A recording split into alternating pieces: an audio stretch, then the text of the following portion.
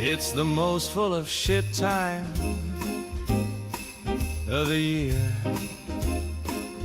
Good Lord, Lauren and Grayson, man, just look at their eyes while the body cam's near. It's the most full of shit time of the year. It's the hype of the season, with dramatic legal reasons and police on speed dial. There'll be histrionics and tears and stories of fake fear. Are you guys for real? Now it's Grayson feeding Lauren time with a sippy cup. Now let's blame law and crime. There'll be lies dressed as concern, every bridge left to burn for clicks overnight. It's the most full of shit time of the year. Lauren swears she's all natural still, no Botox she'll say with a very straight face, while her eyebrows launch to outer space. Grayson's nodding enthusiastically, brown-nosing professionally. Yes, Lauren on cue. Dark eyes ringed like it's Halloween. Alice Cooper core, if you know what I mean, with a crisis or two. They'll be typing in all caps, calling cops over scraps from a common thread.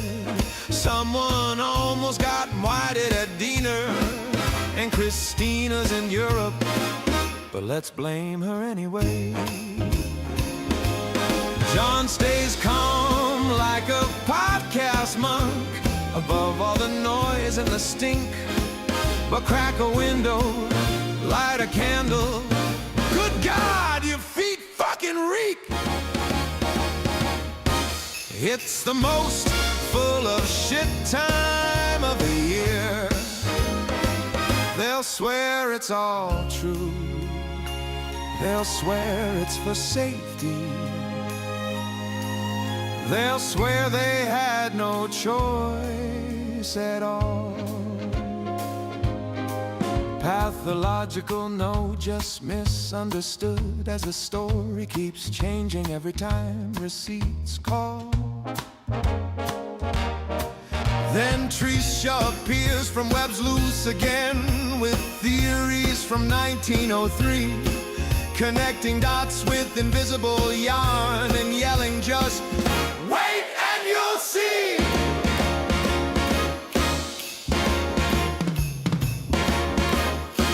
It's the most full of shit time of the year. It's the most full of shit time of the year.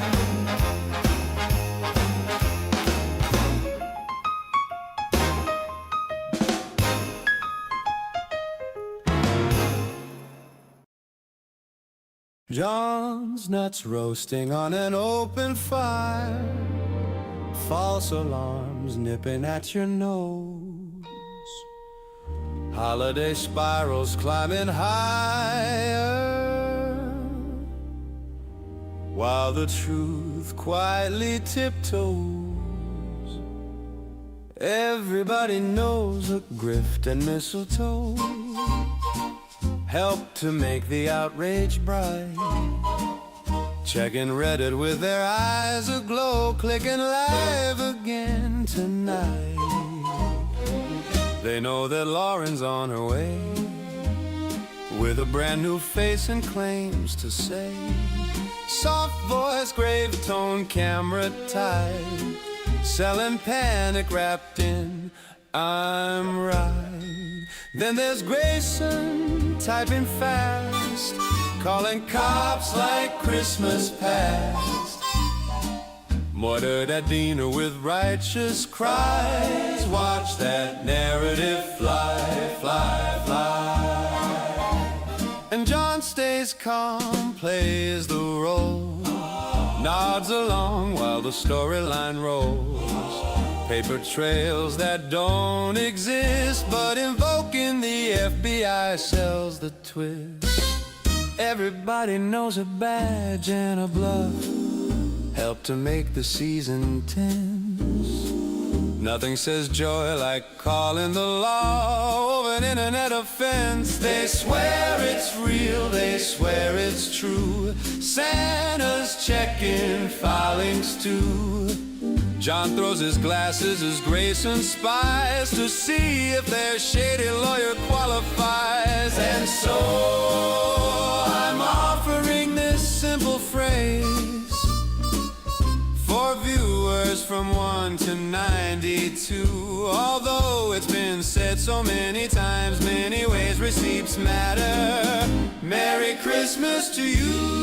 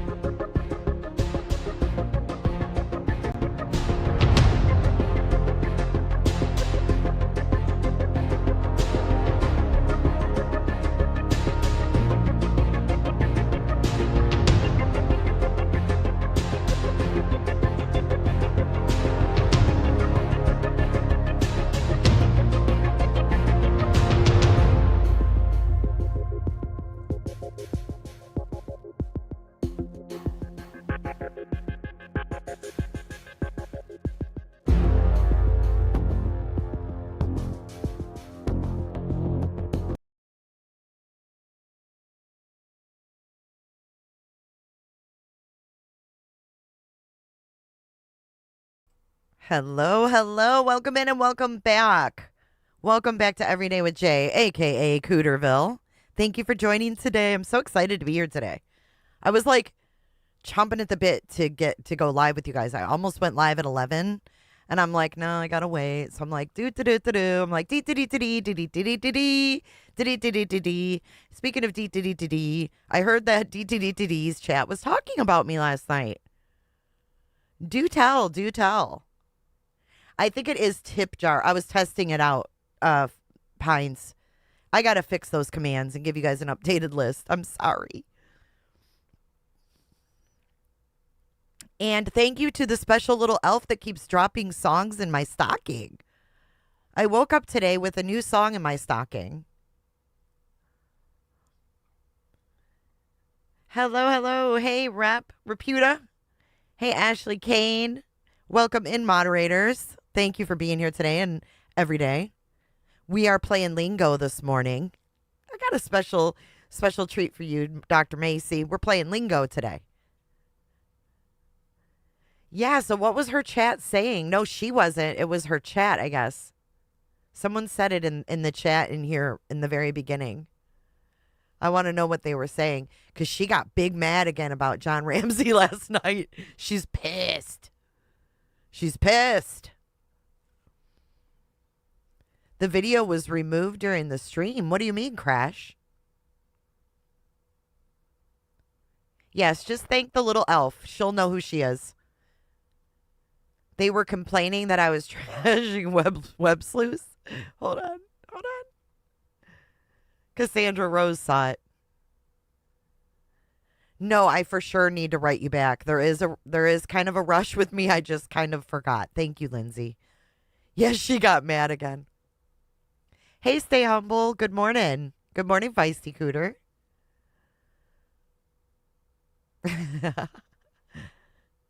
She's spiraling a little bit, Flo. I was like, okay, calm down. Calm down. That's why I thought it was so funny in that song where it said Trisha's bringing out theories from 1902 or whatever it said. Oh, I thought it was so funny. Good morning. Come on in and get comfy and cozy. Yeah, it is AI. So her thing is gone? Let me take a look see. What is she wiping off her nose? A booger?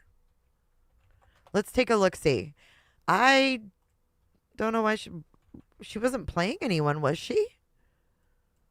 Oops, damn it. Oh, it is gone.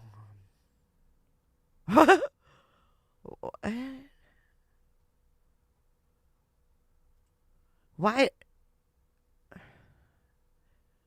Did it say it was a copyright or something? What? I can't find it either, Miss Jess. It's gone. Oh my gosh, I just got a cooter chat. Merry Christmas coffee and donuts for our lovely host, Jay. Enjoy. Thank you so much, Miss Pines. Thank you for your cooter chat. Cooter chat. Does that give you PTSD? Oh my gosh, that's so funny. Look, we have a Miss Jessica NB and a Miss Jess. Thank you, Pines. Yeah, I guess it's gone.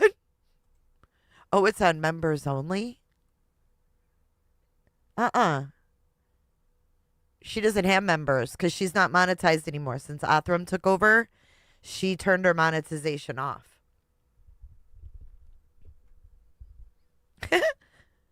I love the cooter chat. Thanks again, Pines. Was it easy to use? Tell everybody, it's so easy. Even Trisha can do it. The cooter chat function is so easy. Even Trisha can do it. All right. So all jokes aside, it's good to see everybody. Thank you for being here. I wonder if Ashley heard about the drama. Who knows? Who knows? Jestys for the resties. Kelly Mack, thank you so much for your super chat. She says, love you, Jay. Happy holidays. And back to you. Maybe if she didn't do stupid-ish, there'd be no critiques or parodies. That's very true. Very true, Kelly Mack. The post said it was removed by the owner. She deleted it then. She deleted it. Pine says, very easy. PayPal already there. Boop. Thank you so much. Appreciate you.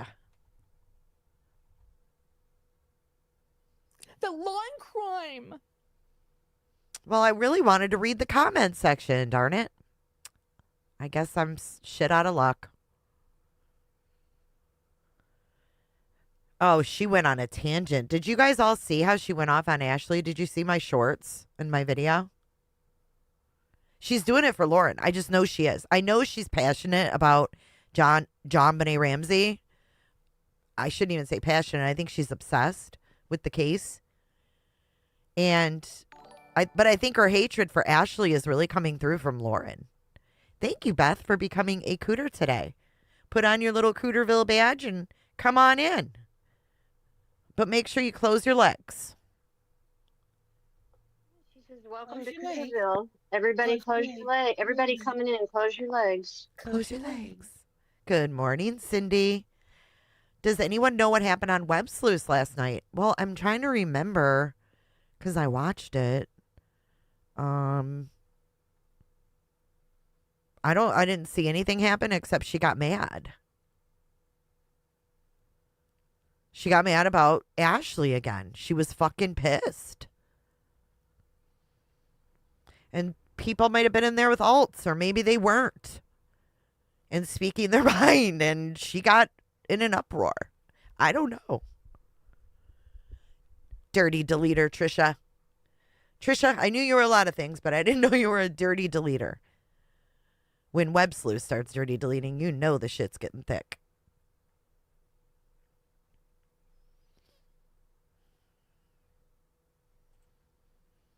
Oh, Megan, yes. I've been watching so much stuff that I'm like confused about what I've been watching. I literally last night, I woke up, I have the weirdest sleep schedule. So, story time with me right now. I have the weirdest sleep schedule. Sometimes I wake up at 4 a.m. and I make coffee and I drink a cup of coffee and I go back to bed. I'm weird. I don't know why, but I can sleep after drinking tons of coffee. So I wake up at like 5 a.m. and I make myself a cup of coffee. And you know what I watched on 1.5 speed? I watched Lauren and Aunt Vicki. And I watched Lauren For about 30 minutes, her and Aunt Vicky were just over the top giggles about that barbecue. Oh, it's raining here. The barbecue that Lauren crashed or whatever, it sounds like no one spoke to her and she had her phone in her purse, she said. And all these people that were at the barbecue, like Rob Wood and all these people, were like texting people that knew her to tell her to get the fuck out of there. Oh, that story was just horrific. So anyways, I listened to that and I was like, holy shit. But I went back to bed. Is it an ADHD thing?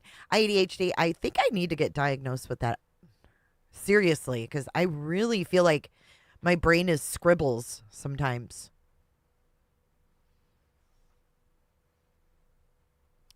Isn't that funny? And it's all quiet, you know, like at 4 a.m. No one's bothering you. No one's texting. No one's doing anything. You can just have your coffee. I kind of love that sometimes. It's 50 in Chicago. Wow. It's a heat wave. Where can I find the story about the barbecue? I'll try to find the video throughout this and post it. But we'll review it for sure. It was a weird one. Even if we just review that part.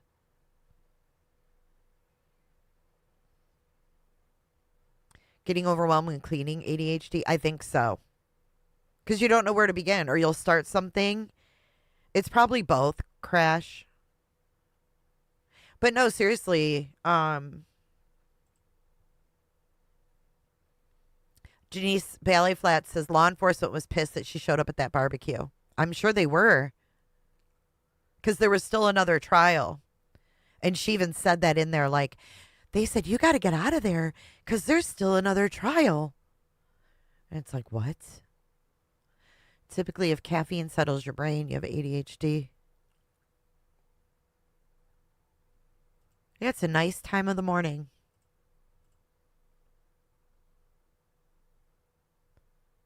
Like, I'll start doing something and, like, let's say I'm going to vacuum. So I start picking up the dog's toys. And then I look over and I'm like, oh, I need to dust this first before I vacuum. So then I'll go dust. And then I'll be like, oh, God, I got to put this away. And then I'm in another room and then I'm all off track. You know what I'm saying? Do you guys want to watch the Aunt Vicky laugh part? We can do both. We can watch that first. Why don't we do that? Why don't we just do that? I ain't got nothing but time. It's raining. Fuck it. We'll do it. Do it live. I'll write it and we'll do it live. Fucking thing sucks. That's one of my favorite sound bites of all time. Hidden True Crime, Aunt Vicky. It was so cringe, dude. I mean, Aunt Vicky seems like she'd be a good time, just not with Lauren. Okay, here's the one I watched. Let's get to the part. Hello, Hidden Gems. And by the way, she's got her LL Bean quarter zip tagged so you can buy the same quarter zip. See this? Women's quilted quarter zip pullover. Medium LL Bean, $79.95. She's got her sweatshirt tagged. If you want to be like Wowen, you know, you can buy an $80 zip up, quarter zip. Okay, let's see. Where do they start telling the story? Right. Hey, when we're entering middle age, Okay, here we go. This might each be other is true. You push me, and I'm like, tell the story. Do it. Do Go. it. We do Quit push telling each other. secrets. I know. Just you tell yours, I'll tell mine. Own it. Own it. Oh, she talks about being alone in an elevator with an investigator when she leaves the barbecue. After eating 2 plates of barbecue, she's in an elevator with an investigator at the hotel. Why? And then she tells Aunt Vicky that she has a COVID cough. This is a weird interaction. We'll start lingo after this. And Let's Vicky just was watch. great at 70. I would have guessed 50 something. Hi, Oh my Moms. gosh. What's her phone number and bank account so I Hey, can make a Crimes. deposit? Thank you. Yes, Heather rocks. Heather's a rock star. Yes. And she's gorgeous. My gosh. Yes, she is. Go Aunt Vicky. Let's see what else we have. Okay, let me go down to the beginning. Well, now you know. Now at new least you comments, guys I'm know behind. a little bit why I was involved from the beginning is because I was hounding the police. Yeah. Still waiting for the barbecue story. I'll star that. We'll go. Here we Real go. Housewives of True Crime. They just called us. I like that. That's a good one. We need to make some shirts. Yeah. Yeah. God bless Aunt Vicky. What an angel she is. Yeah. I just want to tell you though, before I tell the barbecue story, that your friendship beyond anything else during this really hard time has meant so much to me. I've been away from my family too, and reporting on your family's tragedy, you know, and so I'm also media. I'm a podcaster, people, and to be embraced by you and Kay and Larry and everyone, and to be welcomed in while I'm away from my family, being a podcast, people, it's meant a lot to me. Yeah, but we don't look at So you thank that you. way. We look at you as family. Yeah. She's honest. We love that about her. You'll Makes the hear good and all the about bad. the barbecue. She'll tell you. It's Don't good. worry. The bad news is, I love you, but this is the bad news. But the good news is, you're good. You're better at delivering the really good news. And John would listen to the band and be like, yeah, it's true. I do feel like I wish John could have come up for some of it because I think he would have added like that element that we don't have. But like I know that he's got a messy little kid at home, little Banks. Yeah.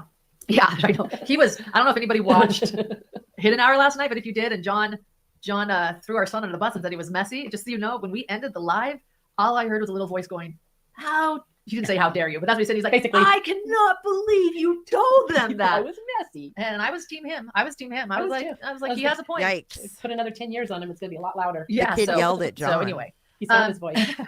yeah. So the barbecue story. Okay. So Last year.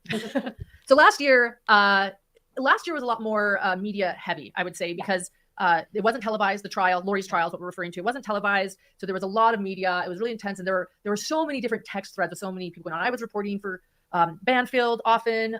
And so News Nation, a lot of their different shows. So I'm just trying to explain like how there are all these different text threads. You get so many, just hundreds of texts a day. Yeah, you get hundreds of texts a day, truly, guys. So I apologize to anyone that I didn't text back this trial. Same with last year, but it was like more thread heavy, I guess you could say. Yep. So it was the last day, it was the verdict day, and I was actually honestly just kind of overwhelmed. I was sitting in the courthouse. I had just lost my roommate's really expensive keychain in the parking lot. I was like, oh crap, I was looking for it. I can't believe she trusted me with her keys. Her fault, in other words, not mine. Yeah, exactly. Just don't ever give Lauren the keys. Yeah. And I get a text from someone, a fellow media person that said, Trustworthy. are you coming to the party? And I was like, Hell yeah, I'm coming to the party. I was like, Wait, okay. So Aunt Vicky says trustworthy. So I don't know what that was supposed to mean. This spot of gray hair right here. Do you guys see that? I'm getting so old. I need to color my hair. Did you see her? She's like, trustworthy. Who was that? and I get a text from someone, a fellow media person that said, Trustworthy. are you coming to the party? And I was like, Hell yeah, I'm coming to the party. I was like, what party? And she's like, the law enforcement party. And I was like, the law enforcement party? And I'm like, why yeah, come invited. I was- Absolutely. I'd like to accept this invitation. okay. I'm in my car right now. I was already in the car trying to figure out how to look for how to pay for the very expensive keychain. She bought it from Tiffany's. It was a Tiffany's keychain. So I was like having my oh crap moment. And I'm like, well, I wanted to double check. I was like, law Tiffany. enforcement party. So I wanted Not to double check. Chanel, I was like, Tiffany. am I invited? Like, let's not get like let's happy. make sure that they know who they're texting right now. Am I invited, dear producer that's texting me right now? And she writes back, Only Lauren, by the way. What? Read the room. she writes, duh. Okay. So I'm like, okay. I'm like, send me the address. I'm there. Of course I'm coming. You're inviting a journalist to a party with law enforcement? I Like, can't believe I didn't already know that. send me the address. She sends me the address. It's like 20 minutes away, freeway away to a hotel. I'm like, okay. I'm like, I'm going to do nothing. I'm just sulking here about a missing Tiffany's keychain that I can't find. I never found it. And so I drove to this hotel. I walk in. There's no one in the lobby. And so I go to the woman at the desk. I'm like, so I heard there's... I heard that there's a law enforcement party. She's like, oh, Absolutely. right this way. Let me lead you to this party. She's like, she's like, oh, gotcha. So So she leads me downstairs, down an elevator, down a hallway, and she's like, right in there. And I walk in and I see a lot of people I recognize from body cam footage. I see Lindsay Blake. I see, Rob Wood. I don't see anyone that like would have invited me to this party, but I'm like, people. And I've never talked to people because I'm a respectful journalist, and you don't talk to these people during a court. And so I'm like, oh, maybe they're just letting us say, hey, it's cool. You can talk to us now. And I'm like, hey, I was like, there's barbecue. I love barbecue. And so I'm belly up to the bar, Lauren. I'm like, I'm gonna go grab me a room. Yeah, I'm like, oh, and then I was even thinking like I was supposed to meet Brian Enton in a couple hours for the News Nation gathering. So I'm like, well, maybe I should invite Brian. I'm like, well, no, I'll just, I'll go fill my plate up. The I News was like, I'll go Nation grab it. I'm gathering. like, there's ribs, there's Coke. I was gonna grab the drink, and there was like all these drinks. And I'm like, where do I sit? I don't see the Woodcocks anywhere. That's like a safety. That's like a safe blanket, security blanket. Yeah, security blanket. So I'm like looking around. I'm like, well, there's Rob Wood. Never talked to him before, but I'll just sit right down next to him. There's an open table. And his wife. And I'll make sure, and his wife, and I'll make sure to be really, really polite and put my phone into my purse so that I don't open it or get distracted. Asking a lot of questions. And then start asking a lot of questions. Like, this is my chance. Oh, I think Vinny was there, and Vinny was like, I don't trust media. I'm like, oh, Vinny, you can trust me. Everybody's kind of side-eyeing you. Yeah, everyone's looking at me, and you're like, this barbecue's dang good. No, I was like, I finished the plate. I was like, I haven't had like this kind of meal in 6 weeks. And I'm like, Rob, save my seat. I'm going back for seconds. Gummies, maybe. Anybody else eating? There's a lot of food on. Oh, nobody's eating yet? I still don't see anyone I know. I'm like, where is everybody? I grab the seconds. I come back and I'm like, okay, so Rob, where were we? Right after you went like yeah, that. Right you know, after I'm like, she was I'm like, Detective Ball, Detective, you guys were great on that body cam footage. Anybody else eating yet? I can't. This barbecue is delicious. You're gonna laugh. You've got like COVID laugh. I have bronchitis laugh. Everybody, people are like, so they're like, the hell is she doing over here? I'm like, anyway, where were we? Detective stuff. Let's talk about that. I'm like, let's talk about that body cam footage. I'm like, Detective Garcia. Oh my god. You got some tea? By the way, my name's Lauren. You're crying. You guys don't have to call me Mrs. Matthias. You can call me Lauren. Just we're on first name basis. Do you want Detective or Ray? Yeah. Yeah. And they're like, I was like meeting Rob Wood's wife. I'm like, it's so nice to meet you. Lauren needs a lesson in reading the room. So this went on for 2 hours. I was like, I have nowhere to go until I meet News Nation for and our like. She's gonna be here to do it. Anyway, I finished my second plate. And Vicky's I think I said something to Lindsay Blake and it fell really hard. Like it was really bad. Yeah. And I think then Aunt was like, Vicky's okay, stoned. And I was like, well, this is what a nice gesture to invite me to this. Nobody really No one really wants to talk to me. and nobody's hungry. But the food, like, I was here to eat all the food. Put your napkin. And so I left in the elevator. I think it was Detective Hermosillo. I'm not quite sure. I get in the elevator. I pull out my phone to let News Nation know I'm on my way, to like go, get some drinks or whatever and like hang out, get some dinner, even though I already ate. I was like, no, I already ate.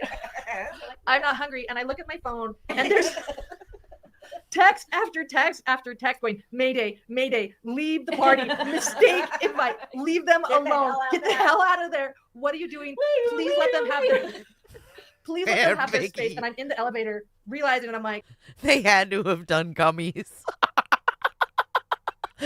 Now that you say it, they definitely had to have done gummies because this Aunt Vicky's like, wee, wee, wee. Like they are way out there. And guess what, though? Law enforcement was fucking pissed because there was another trial still to come. And she was in there with all the investigators asking questions. Party, mistake invite, leave them alone. Get the hell out of there. What are you doing? Please let them have their Please let them have their space. And I'm in the elevator. What are you doing? Please let them have their Please let them have their space. And I'm in the elevator realizing, and I'm like, I cannot. So much for me being polite. I crashed their party. Didn't get the memo or the 10 memos to get the heck out of this party. Ate all of their barbecue.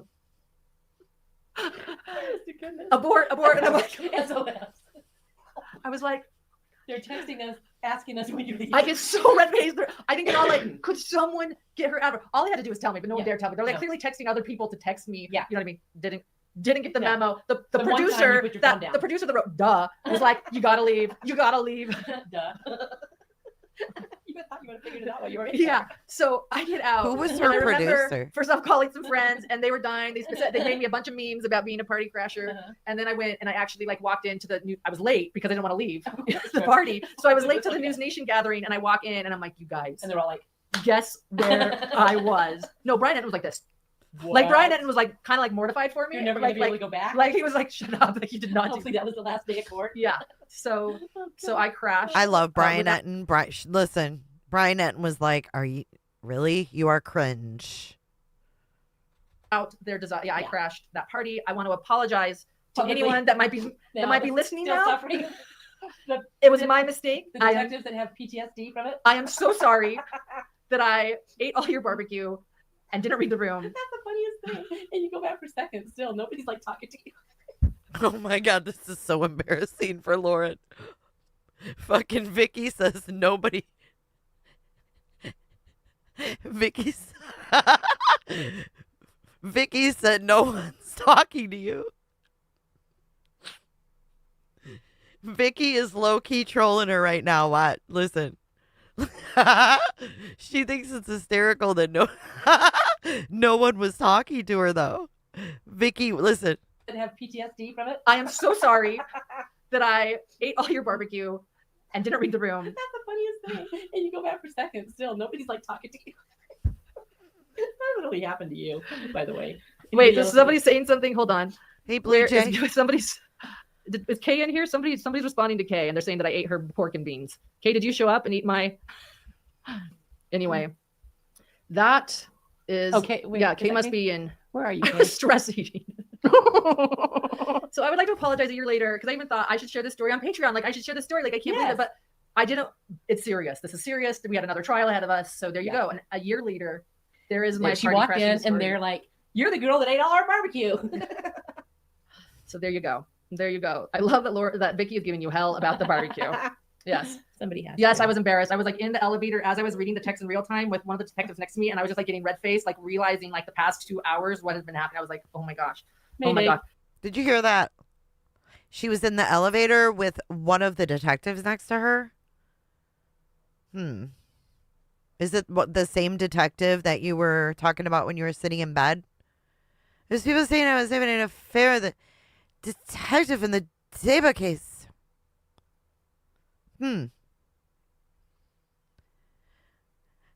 Good morning, Mr. Tyler. Going down. Yes. Somebody has. Yes, to. I was embarrassed. I was like in the elevator as I was reading the text in real time with one of the detectives next to me, and I was just like getting red faced, like realizing like the past 2 hours what has been happening. I was like, oh my gosh. 2 Oh my gosh. hours? Okay, okay, Lauren, we were hungry. 2 hours? Were you really at the barbecue, Warren? Where were you? Ooh, I'm picking up on Detective Pork and Beans. Carol, thank you. Carol 911. Welcome to Cooterville. Thank you for becoming a member. She says, welcome Close to your legs. Cooterville. Everybody Close close your your leg. Everybody coming in, close your legs. Let's Close read your legs. between the lines here, Cooterville. She's at a party, a barbecue that no one's talking to her at, and she stays for 2 hours. Then we get the little leakage that she's in the elevator with an investigator. Yikes, Ashley. I need to bring my soundbite back. Nobody said yikes, Ashley.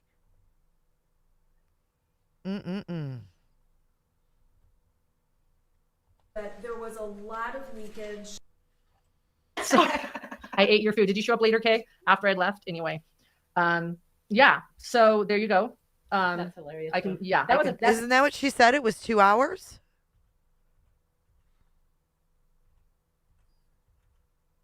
pork and beans. Kay, did you show up and eat my anyway? That is okay. Wait, yeah, is Kay that must Kay? be in Where are you? Kay? stress eating. So I would like to apologize a year later because I even thought I should share this story on Patreon. Like I should share this story. Like I can't believe Yes. it, but I didn't. It's serious. This is serious. We had another trial ahead of us. So there you Yeah. go. And a year later, there is my She party walked crashing in story. and they're like, "You're the girl that ate all our barbecue." So there you go. There you go. I love that that Vicky is giving you hell about the barbecue. Yes. Somebody has. Yes, to. I was embarrassed. I was like in the elevator as I was reading the text in real time with one of the detectives next to me, and I was just like getting red faced, like realizing like the past 2 hours what has been happening. I was like, oh my god. Two. Oh my god. Okay, guys, Lauren, we were hungry. 2 hours. I ate your food. Did you show up later, Kay? After I left? Anyway. Yeah. So there you go. That's hilarious. I can yeah. That's a great story though. It is. Well, I just shared it with everyone. Well, if you ever write a book, stick it in there because it's funny. Yeah, you know? Yeah, it was The embarrassing. ribs No were books. delicious. The night. The food was good and I was really hungry, so I apologize to anyone. But thank you too. It's good. Do I owe you? Yeah. I'm Okay. gonna send you a check for $25. That's why I wanted to wait. That's why I wanted to wait to tell this story because I knew it would change the mood a little bit. Yeah. You know. It's a good mood. Yeah. We're not sitting in a corner crying all the time because nobody can live like that and survive. No, I don't think she was at the party for 2 hours. I think she was somewhere else part of the time. And then the whole going into the party was just a fucking cover for who she was with. Fight me. Fight me. That's what I think. I think she was with somebody before the barbecue, and then there was some brown chicken, brown cow, and then it was like, okay, let's get in the elevator and pretend we're going to the barbecue.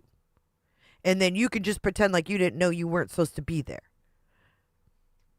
There we go. Then she makes her way out of the hotel over to the News Nation gathering. I'm just saying, 2 hours in a barbecue that no one's talking to you. Rachel, that's what I think. Trust me, we've done it. Yeah, I know. And Kay and Vicky know that I'm on my phone a lot because I'm getting so many texts constantly. So like the idea that So listen, she's on her phone a lot, but the idea that she didn't have her phone on her for that period of time, everyone's asking why. What would be the only reason that she would never phone on her? Brown chicken, brown cow. I put my phone away for that long too, just to like You literally Yeah. we're focusing on them, trying to be polite. Mm-hmm. Oh. Yeah, right. Focusing on them, trying to be polite to people that aren't talking to you. Oh, this sounds way different the second time. So she put her phone away, even though she's always on the phone. She put it in her purse for a long period of time because she wanted to focus on the people at the barbecue that weren't talking to her. Got it. Dude, you're busted. You are cold busted. Now, we just need to know who was in the elevator with her. That's the bing bong. So many texts constantly. So like the idea that I put my phone away for that long too, just to like Well, be you polite. yeah, you literally to be polite. we're focusing on them, trying to be polite. I'm sure she was. Right. So sorry, Rob, but you were really kind. Thanks. Yeah, thanks. Anyway, so there you go. Anything else? Laughter is the best medicine. And Vicky has brought us a lot of laughter too. Yeah. Well, you know, you gotta laugh. You really do. If you don't laugh, like literally, you could fall apart. Yeah. Oh, someone's asking what Dr. John said. I call my friends and they laugh. John was mortified. John was more mortified than me. He was like, "You did what?" He did the same things. He was like, "You didn't read the room." Yeah. Like, no. Lauren, what you thought? Yeah, he ain't buying the story. He ain't buying the story. John, run fast. John, it is what you thought it was. Rob Wood, she's talking about. She said, "Oh, and I'm meeting Rob Wood's wife at the barbecue." Mm-hmm. Thought you were invited to this? No, yeah, John was mortified. He's always the one. He's the angel that always sits. You know, how people have the devil and the angel. I don't need a devil. Oh shit! Oh, he's always on her shoulder. Oh wow, we've got more leakage. There was a lot of leakage. I mean, he was like, "You did what?" He did the same things. He was like, "You didn't read the room." Yeah. Like, no. Lauren, what? You thought you were invited to this? No, yeah, John was mortified. He's always the one. He's the angel that always sits. You know, how people have the devil and the angel. I don't need a devil. Mine is Dr. John, like always telling me to behave. I can feel it. That's Lauren. hilarious. Yeah. So.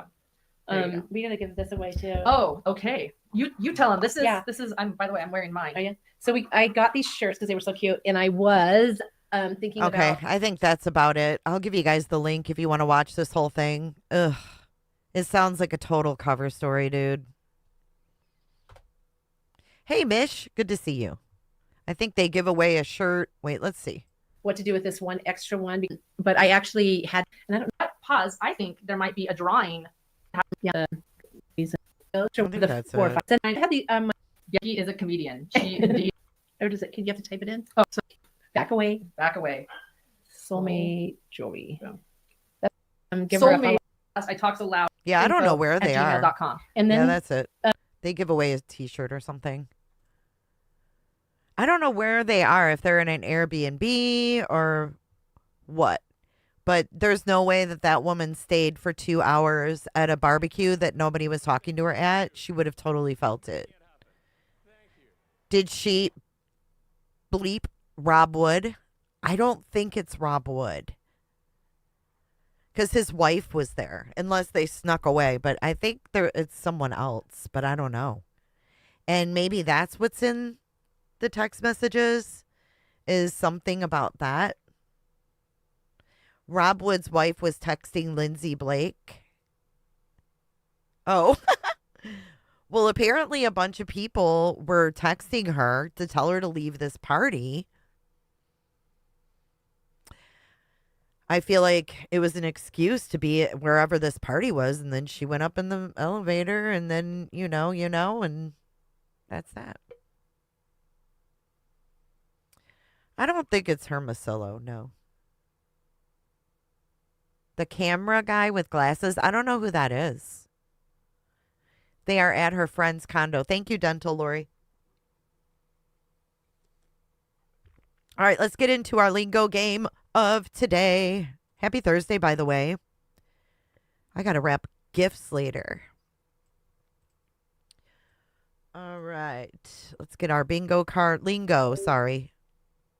Lingo. Oh, boy. Okay. Her and Aunt Vicki, they're just too much. All right, so on the lingo board today, we have clown emoji, TikTok, life story, slurs, sperm gate, drinks, manipulates, cries, John, soulmate, Dibble, UNLV, Dylan, safety, blood pressure, my little boy, Lori, shunned, torturous, journalist, fear, anxiety, exhibit, and eyeballs. Okay, are you guys ready? That is one hell of a card, isn't it? Felicia mentioned the camera guy. Oh, I'll have to see if I can find out some deets on that. All right, let's get into it, you guys. If I miss any of the lingos in the chat, just use the red X to get my attention and let me know what you see I need to mark off the board. I'll try to stay up with it. She said it was a detective. All right. Could you have her stay away? So this is where we left off yesterday. Look at that screenshot. This is where we left off yesterday. I went back like a minute. Eyeball emoji. Yes, it does come up in the 9 hour. Okay, here we go. The bailiffs saw the videos. They saw what was going on. They spoke to Janice and they requested her to stay away from me because of the way she approached me. And they also said, look, maybe don't film her all the time. She also admitted in her declaration, by the way, to the court that she does record a lot of people. She tried to show that it wasn't what, we thought and she wasn't as close, but yes, that's her thing. So then I tell her I'm feeling threatened. Okay. Janice was told by the bailiffs that she needs to leave me alone and stay away from me.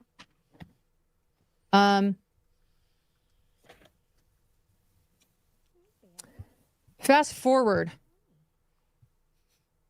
to, hold on, I've got some notes here. Okay. So then on June 19th, 2025, I received word that things were going to go public and that people wanted my head on a platter. And that is a quote. Can I add to that? Can we stick an apple in the mouth too when the head's on the platter? There are a lot of people that are really pissed off and they want my head on a platter. And here he is. Here he is. Here it is. This is a creator that Grayson called, and this is verbatim from them on June 19th. The only thing that I can tell you is there are so many people right now that are pissed off that are calling for her head on a platter. It's Okay, so for some reason they skirt around the fact that this is Gigi. This is Gigi. I don't want you to call Gigi, but this is Gigi. pretty much the message I can get. That's pretty much all I know. It's just been a lot of mean things. And just in the first time text or a text from someone I don't know too regularly, and it's like, oh my God. Hey, Indigo. I just think from the messages I've seen, I would prepare for something publicly at this point. I don't know how or when. I just tell people I don't want to know what's happening. So that way I can truly say I have no clue. There are a lot of people that are really, really, really, really pissed off right now. And that's really all I know. People are mad. I would say brace yourself based on a few things that I have heard here and there. Something's in the works. A couple of messages I got were, keep an eye on your notifications because we're going to blow this shit up. I don't want to say it's over. It's kind of just getting ramped up. And that's reading the text messages I've gotten. Brace yourself. Something's going to go big. Something's going to go viral. I'm not touching it. I'm not getting my hands dirty. End quote. So what did I do? That was absolutely devastatingly. Okay, well, guess what? Gigi knew at that point you talked shit about her, so she's not going to help you. She's saying to you, guess what? I'm not getting involved in this. Or telling Grayson, I should say. Telling Grayson, I'm not getting involved with this shit. You talk shit and your people aren't going to back you up, Lauren. You get what you get. Look at that. Ooh, those eyes. Bzz, little lasers. Frightening to me. I had no idea what that meant. And so I decided to call the police because at that point, I am fearful for my safety. So she, what? Holy fuck. I didn't catch this the first time. So Grayson gets that letter from Gigi and that's why she called the police? Felicia first mentioned cameraman in email to Delyn. Lauren addressed it in the 9-hour lie, said they were a defense investigator for Lori, then said Brandon is a good friend, even with John. Oh, God. Now I see how you put it all together. We should play Janice's statement to police in this section, too. Some of the things she said relate to this. Which statement, Kresha?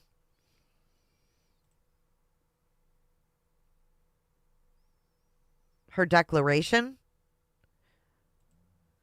With such a vague threat. A vague threat, so I called the police. I do. That was absolutely devastatingly frightening to me. I had no idea what that meant. And so I decided to call the police because at that point, I am fearful for my safety with such a vague threat. And the police, Thanks, Mish. We're going to get to this later. Stick with me. Well, yeah, we're going to get to this later, but the police called my stalker and she recorded that phone call, but let's not play that yet. I'm going to go back a little bit. But let's fast forward. So let's go a little. Wait a minute. So is that the same day, moderator? That's what I was just thinking. That sounds like the same day of the body cam. Cease and desist. My stream deck's not working. But no, think about it. The day of the body cam, Grayson called Gigi.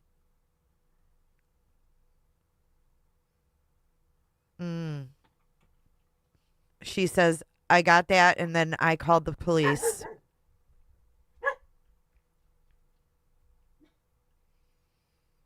Unbelievable. We're going to get to this later. Stick with me. We'll get to this later, but the police called. Yep, Grayson recorded the call. That's why it's all weirdly typed out. And that was when they lied to the police and said they didn't record it.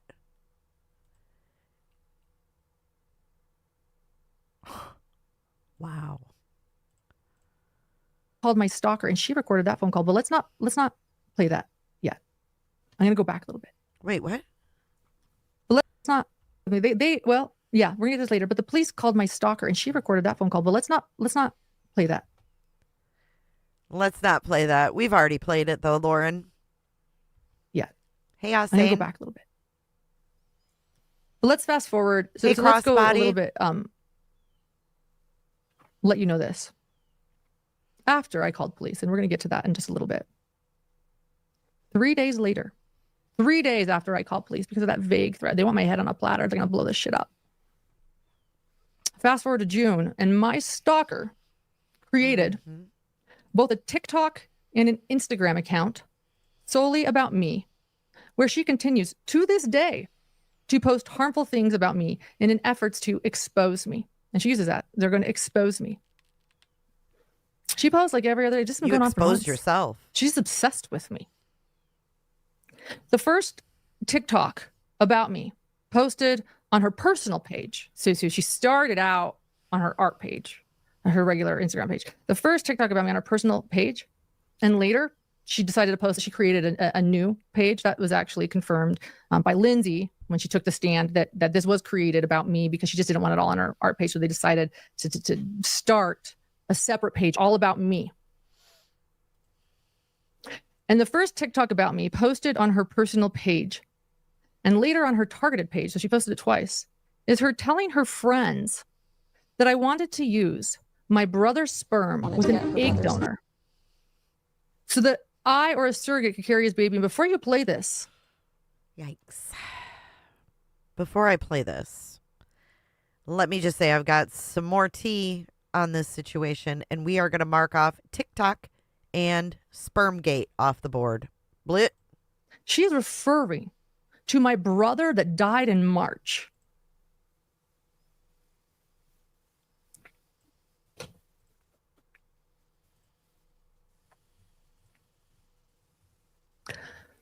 My brother was in an accident. I loved him so much. Cries. I got that on the board. I think that fits manipulation, but we'll wait. My heart is broken. Her heart's so broken, she went to the Daybell trial instead of going and saying goodbye to her brother because allegedly she was already done with all that. The fall prior to when he passed, she claimed, allegedly, she claimed that she had already said goodbye and that she was done fighting with her siblings over this. That's just what I heard. I can't confirm that for fact, but that's what I heard.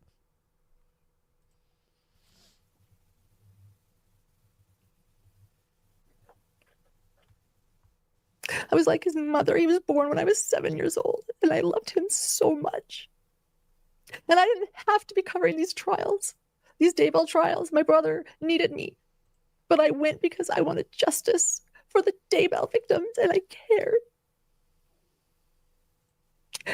The first Daybell trial that I ever covered, he had been in his accident just the week before. And my family rushed to his side, and he was going to invest in hidden true crime.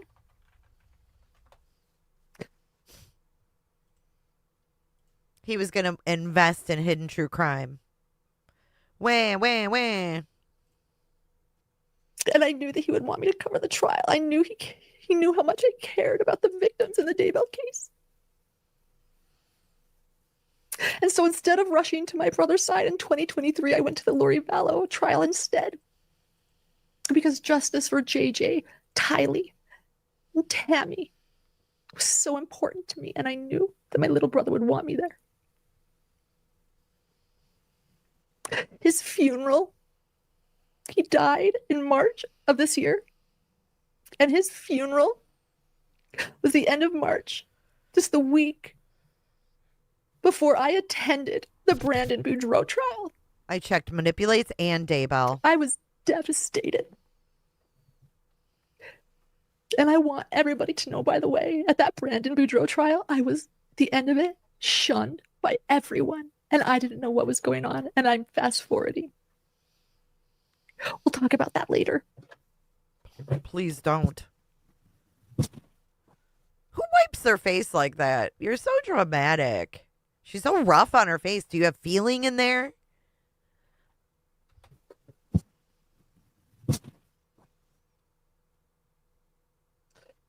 My brother was never he was not in a coma when we had these conversations about what we should do.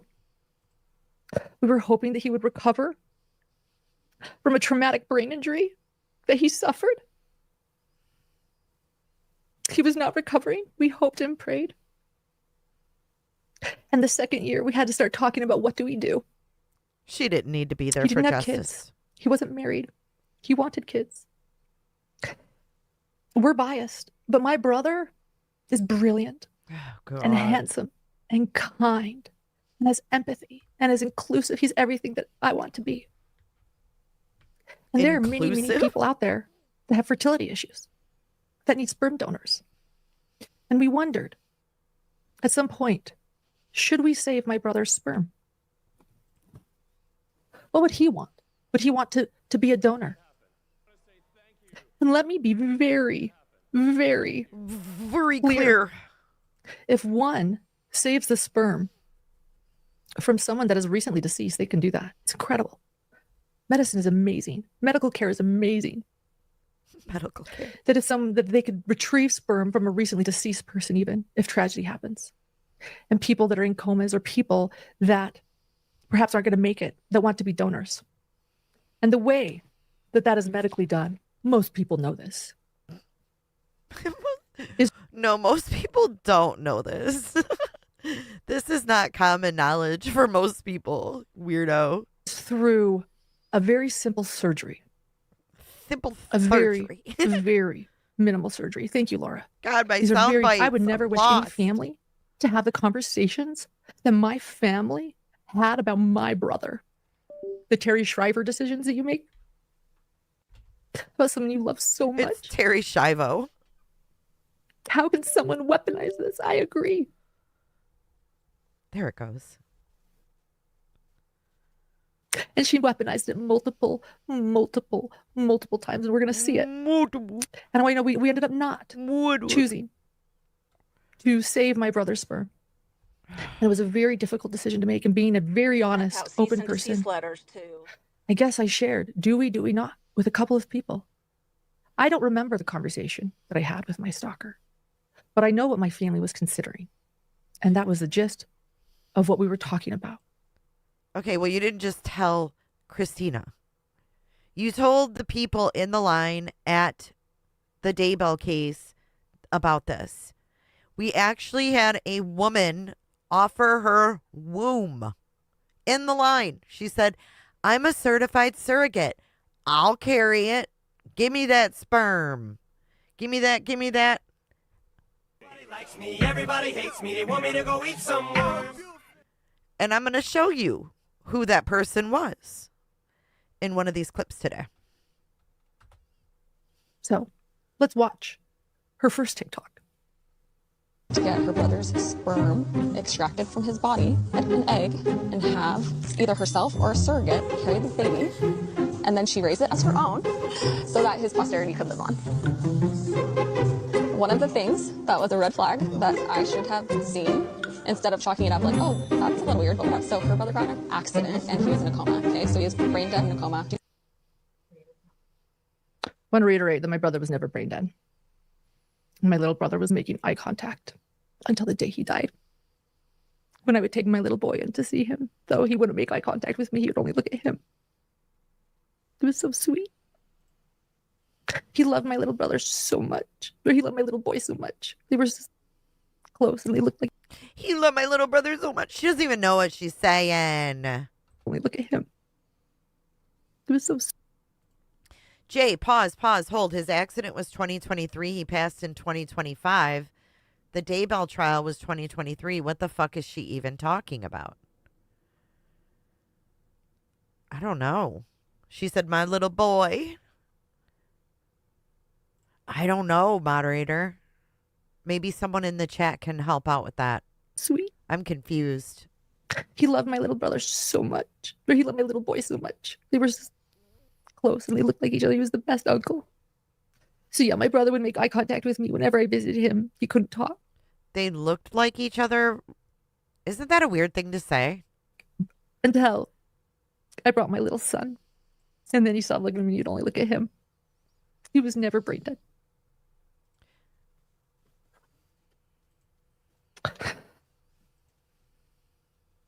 So this, so what she is saying is my brother, so I'll go back. My brother passed away in March after being in a devastating ATV accident in 2023. My stalker is telling her followers that I wanted to non-consensually collect my brother's sperm while he laid in a vegetative state, unable to walk, talk, or have any basic function without insistence, to have a child with him. This led to a flurry of comments from people about me, including one about this being a form of rape, to which the stalker responded, yeah, you may be right. Do we have that, or should I keep going? Well, what my question is if he didn't consent, that's a little fucked up, right? You don't have it? That is an evidence. We have that, but we'll keep going. She has since made multiple TikToks talking about this so-called R word. This is YouTube, so I'll say it once and not again. She claims that I want to do this to my brother, which is simply untrue, completely malicious, and emotionally harmful. I want to watch a couple more of these videos now. Let's do it.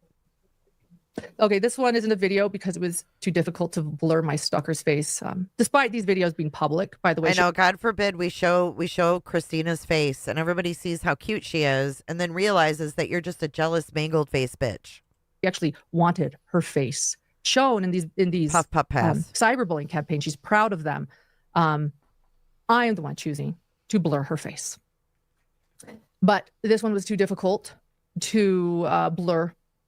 So she again was enjoying letting everybody know all the red flags about me, and number 3 was the biggest one. You have a lot of red flags. She wanted, I wanted to get pregnant with my comatose brother's sperm, and then she is so vile. I wouldn't even be able to repeat this if it was about my brother. Literally, like if this was a story about my brother, I wouldn't even be able to repeat this, let alone for all of the fucking world. That is weird. Was her son by her brother a surrogate? Oh, weird.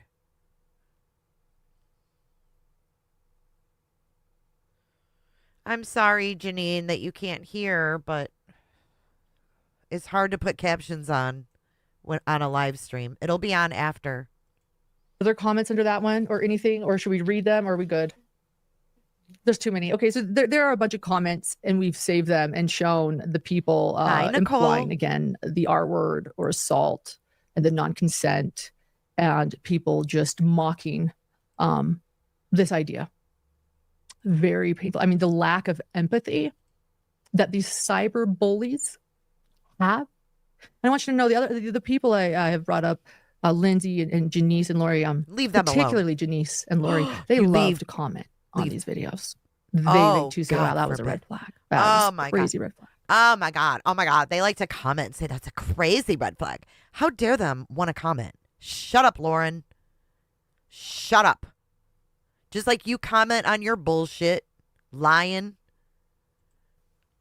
I don't know. I've never done anything to Lori, this woman who has only showed kindness to me. But she has now become a very, I don't know. Her brother lived with his girlfriend for over 2 years at the time of his accident. Lauren never mentions her. Never. That's interesting, Stardust. He actually had a girlfriend? Interesting. Yeah, she wants to do shock and awe. And then on June 19th, 2025, I received word. Oh, June there was one other. 19th? If we don't have the exhibits, I want to say it because we're not going to show every TikTok because it's too hard to blur her face in all of them. But every other day, I mean, there's so many. You're such she a freaking also baby. In a TikTok says that I made concerning remarks, disturbing, a disturbing comment. So she put this in one of her quotes that I made a disturbing comment about extracting my brother's sperm. In other words, implying that I was going to extract it. It's a surgery. I made no disturbing comment about extracting my brother's sperm. That was never my job. Sorry. Nor would I talk about, nor have I ever talked about the extraction process with anyone, because if I actually had, they would realize that it was a little simple operation. A little simple operation on a guy who is unaware of it. We've got Exhibit on the lingo board and Lori. On June 19th, 2025, I received word that things were going to go public and that people wanted my head on a platter. I also shared that. Head on a platter again, June 19th. By a creator in this industry. She won't name who the creator is, though. I was very, very scared. It was very threatening to me. I didn't know what it meant after everything. And so I called the police. And we're going to get to that police report later in the show because they got the police report and we're going to go over it. But that's not until later. And I am going really slow. I mean, I told you it's going to be a long live.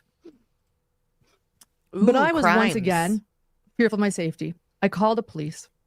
Fear for her safety. We're back to Gigi's recorded call that they didn't record, that they lied to the cop about recording. Keep that in mind. Oh, did you record that? No, I didn't record that.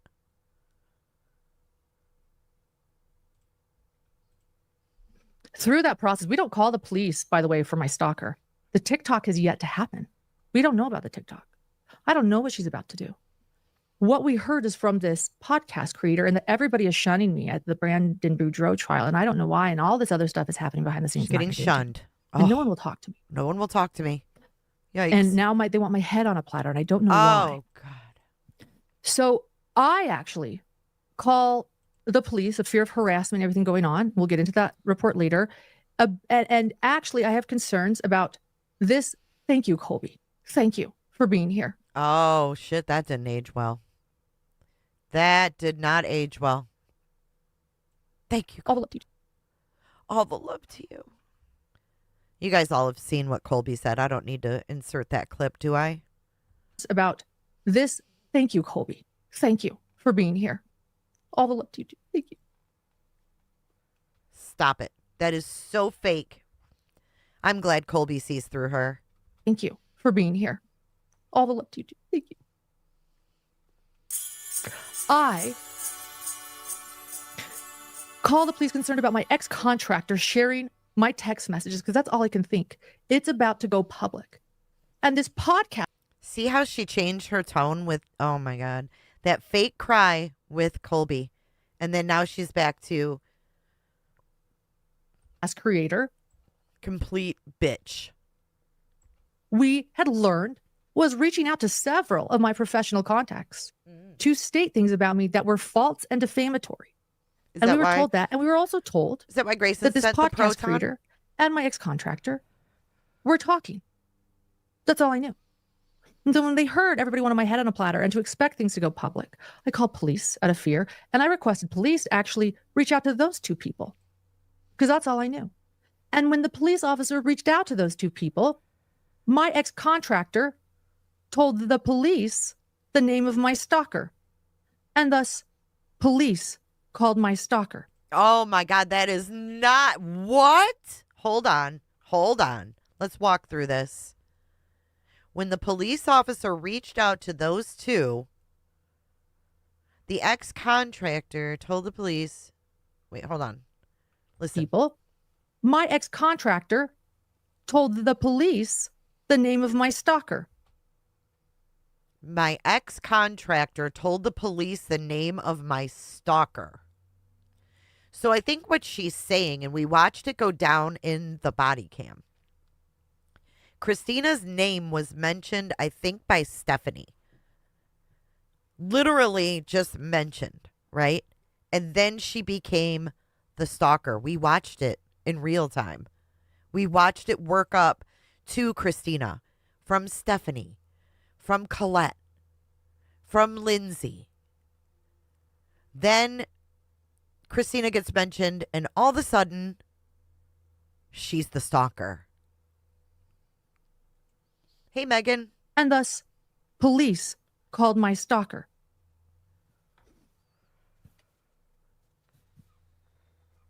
I'm not sharing the name Eddie, of my let's do a stalker, by the way, poll. because unlike her, I don't believe in public shaming, and I'm not going to go send anyone to go find her, because I'm not going to do to her what she did to me. And that is why I'm not sharing her name. She wants you to find her. It's public. She's proud. She was very disappointed, I think, to not be on Law and Crime. Oh, really? So you think Christina's disappointed not to be on Law and Crime? I think that's you, sister. I think that is you. Wow. Projection. Public. That's why I'm not sharing her name. She wants you to find her. It's public. She's proud. She was very disappointed, I think, to not be on Law and Crime. Huh? If Christina wanted to be public, she'd be public. She don't give a fuck about that. What is she talking about? This week. I imagine. I didn't tell Law and Crime about it. Someone had to, and it wasn't me.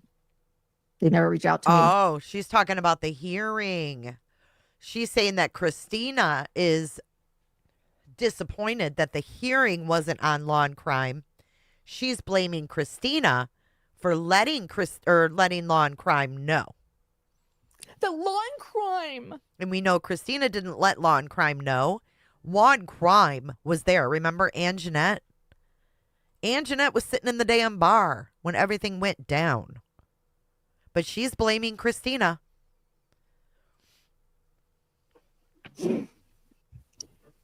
So when the police call her, she records it. And she shares this recording on TikTok, mocking the police officer. She posts it on TikTok and Instagram, mocking the police officer. Grayson is saying, give her a second. She's got a lot going on. We get it. Thank you. So as we're going to get to that later on, we get it. Thank you. So as we're going to get to that later, Grayson's computer went black screen. We got to return that computer. This is true. I said to her, this computer is acting up, Grayson. I'm worried. And she goes, I'll get my second computer ready just in case. So bear with us. And I also let her know this is going to be a long live and it's going to get funky sometimes. So here we are. So we're going to get that TikTok of her mocking a police officer. Yeah, it is. Thank you for your super chat, Carrie Cherry. She said it's interesting. She doesn't mention here that she had the cops call to threaten and intimidate these people. Very soon. And then on July 12th, 2025, we're going to get all of these. I'll just share them all and then we'll show them all bit by bit. On July 12th, 2025, she begins posting clips of my voice on my targeted social media accounts. And let me be clear, when you're okay, you got it. Yeah, well, let me be clear. When you're a podcaster, your voice is as much your face as your voice is, if not more. YouTube shows my face. My podcast does not show my face. My voice is how people recognize me. And when she posted my voice, it received Grayson's computer can't even handle her face anymore. It went black screen. over 33,000 views. So let's, do you have both of those? We can play them both, or should I read a few others and we'll just play them bit by bit? What's easier for you? Okay. Her computer's back. The phantom computer. We're just glad YouTube's back. We were actually going to go live earlier, and then YouTube went down on us. We thought, man, is that an omen or what? And then it popped back up, and I'm like, nope, unfortunately, I have to go live. Not looking forward to this. Here I am. Yeah, sure. Fucking fuzzy slippers and lip gloss. Take your time. We're good. Hey, everyone. By the way, I am not looking at chat really on purpose because I'm nervous too. And so we'll when I see the little poll. people here that are pinned, it means a lot. Maybe I'll check in while Grayson gets these ready. Hold on. You're good, Grayson. Don't stress too much. You're totally fine. Oh, she's so nice. Thank you, Paper. Okay. Thank you, everyone, for being. I'm both grateful. Hold on. Thank you, Paper for donating a cootership, and welcome in Irish Jen. I hope you enjoy your cootership. She says, welcome to Cooterville. Everybody close your legs. Everybody coming in, close your legs. Close your legs. And stressed that there are over 9,000 people in chat. But thank you for being here.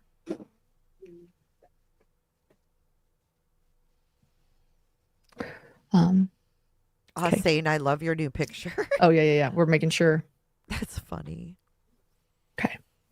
God. We're good.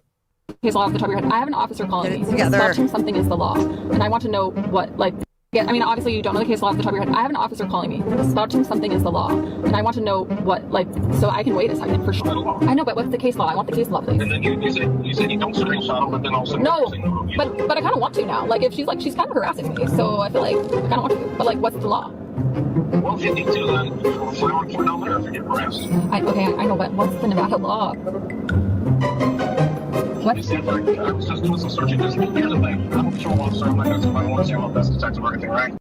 See how the music is so loud that it takes away from what the guy's even saying, because this actually, hey Nunya, because this actually is him saying, you know, like, I'm trying to do my best. Blah, blah, blah. So I did do my due diligence and do some searching as well.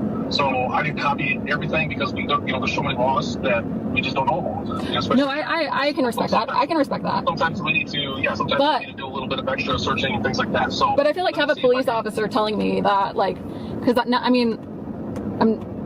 to have a police officer telling me it's against the law to do that. I actually have several examples of her sending so many screenshots to me. As a matter of fact, she's drinking. Sippy cup. Let's mark off drinks. But this really doesn't prove her point now that you know the whole story, right? People, so... Well, then that person would be the victim. Yes, so I could also inform that person that she would be the victim of this. So, but my question is, like, I mean, obviously you don't know the case law off the top of your head. I have an officer calling me. Spotting something is the law. And I want to know what, like, so I can wait a second for sure. Like, I know, like, I'm giving you grace here. Like, I get it. You don't have all the, like, I can't even remember my kids' names in a row sometimes. Like, I can't even imagine remembering all the laws. So I can wait a second for sure, but I definitely am curious. Yeah, let me see if I can find it. I mean, obviously I was reading chat during that. Thank you, everyone. I've been trying to focus and not reading as much. You guys know me and my ADD. So thank you. Thank you for believing me. So then, do you have the other one? I mentioned the other one as well. No stress. I can keep reading and we'll get to all of them. So I'll just explain this while you look for it. I'll keep going. So she starts posting clips of my voice in her targeted social media accounts. We're gonna look at a few of these. The first clip of my voice was part of the conversation we had in the courthouse so stupid. on April 9th, 2025. So again, I was right. She wanted to talk then, which... That's okay. Go for it. It stopped. Do you want me to keep going? Okay. Oh, it's her computer again. So Blue Jay. We're swapping again, guys. 26,000. So the first part of and we're good. We'll just keep reading. We'll get them one by one. The first part of my first clip of my voice was part of a conversation that we had in the courthouse on April 9th, 2025, despite the courthouse having a no recording policy. So yes, she did record me. And now I realize it feels almost like a plot that she created. I go up to her. She says in tears, I know what you said about me. I acknowledge it. I apologize. Totally caught me off guard, but I thought, okay. And it's being weird. And the entire time. What is happening? I'm being recorded without my knowledge. That is very shocking to me. And as someone that is a limited public figure doing this, you know, as my job to think that a contract worker who was an alleged friend who actually still owed me work at the time. I was waiting. I just paid her a very large amount of money for a job she never did finish, would be recording me without my permission in a place that I assume no one would record. That is concerning to me. That is very concerning. Okay, you have a few. Let's listen. That she wanted to talk then, which totally caught me off guard, but I thought, okay, fine, let's see what she has to say. And what unfolded next was unreal. It was like watching someone trapped in their own maze of lies, spinning stories so fast she couldn't even keep up with herself. When one lie didn't land, she'd just pivot mid-sentence into a completely different one. Like no shame, just constant We've spinning. seen And that. at one point she literally started mumbling under. Wow, we've literally seen that. I'm going to slow this down because she talks fast. We've literally seen her pivot mid-sentence. This is no lie. She couldn't even keep up with herself. When one lie didn't land, she'd just pivot mid-sentence into a completely different one. Like no shame, just constant spinning. And at one point she literally started mumbling under her breath, having an entire conversation by herself while I was just standing there. You should have at least done your makeup, Jody. Gosh. Yeah, because and then, right, like, and by the way, that started, they were, like, it's, like, and I was like, would they do that to me? Like, anyway. Yeah, no, I know. So in many ways, I feel catfish, but it's. And then in 1 second, she snapped and was like, oh, sorry, back to you. But back to you. And this is the part that killed me. She told me that we had to have that conversation right now because I kept repeating, you're in fight, flight, or freeze. Probably not the best time to talk. But she said, no, we have to talk now. My assistant is, quote, always with me. I'm never alone, unquote. Girl, no. I honestly think she just didn't want her assistant finding out what she'd done. Ooh. Yikes, Grayson. Yeah. Yikes, Grayson. And by the way, I still don't even know what I've done. What she didn't want her assistant to know what she's done. And by the way, you heard me already tell you, my assistant, who she's referring to as Grayson, has read all of my text messages. I have nothing to hide. Do I want the world to see them? No. Do you guys want the world to see your private text messages? No. But those that I know care about me and love me and that I trust, yeah, go for it. I have nothing to hide. No secrets that big. Why would you even say that? I have nothing to hide. No secrets that big. She got a big secret, y'all. She got a big secret that could blow her whole thing up. She got a big one. And it ain't being cyber stalked. She got a big secret. I'm being cyber stalked. Those that I know care about me and love me and that I trust, yeah, go for it. I have nothing to hide. No secrets that big. So a couple things with that. She gets me in a moment where I'm processing two things at once. And I'm actually, in my opinion, trying to be kind. She's come to me, she's crying about what I said. And she has just told me that people that I thought were my friends in confidence and an ex-contract worker were releasing my text messages, and they were terrible and they're everywhere. That was what? People I thought had my back. Like, what, I'd never do that to them. Then they're doing that to me. And at the same time, I have somebody who's very hurt at what they heard me say about them. And that felt really bad. And that's what I needed to address. And so as I was processing what she was saying, oh my gosh, I feel catfished. What they're posting them. Oh my gosh, like thinking about things that maybe they had baited me to say, and like my mind. And then I go, wait a minute, but back to you. That's what I was doing in that moment. But back to you, because you in front of me is who matters to me right now. I have hurt you, and we need to address what I said that hurt you. But that makes me like Jodi Arias, according it does to this stalker. Okay. And also, again, the threat of now doing a public TikTok and Instagram account exposing somebody, and now they are starting to use my voice, which again is like there's no difference. That's my face in this industry. The threat is real. It's very, very real. And I still don't know what You sound so scared. The threat is real. The threat is real. They're using my voice. Oh my God. Trademark my voice. Your voice sucks. The threat is real. It's very, very real. And I still don't know what I've done. I do not know what I've done. I still don't know what I've done. Oh, yeah, you do. So That's then, why you're scared. You know what the real question is? She knows what she's done. She just doesn't know who knows what. The video, which she compared me to the infamous murderer, Jodi Arias, has garnered over 33,000 views on TikTok.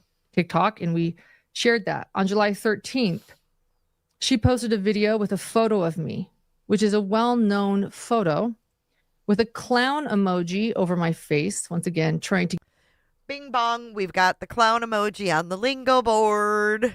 Get people to identify who I am and to come after me.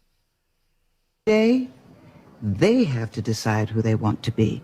Of the day, they have to decide who they want to be. And this one decided to be a jackass. I love it. Do you think this was all pre-prepared as a victory lived because they expected to win in court? Oh. I don't. Thank you for your cooter chat, but I don't. Do you think this was all prepared as a victory live because they expected to win in court? No. I don't know. I just got low, didn't I? Hold on.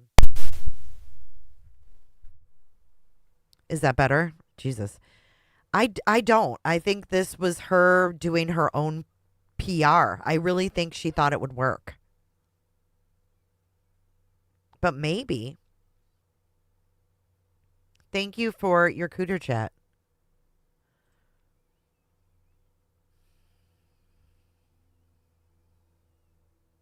I decided to be a jackass while she puts a clown emoji over my head and points to me, calling me a jackass. You guys can decide who the jackass is. Maybe I've been a jackass. I don't know. You are. I've definitely had my jackass moments. You're more than a jackass. Is my volume better now? I fixed it. It's fair.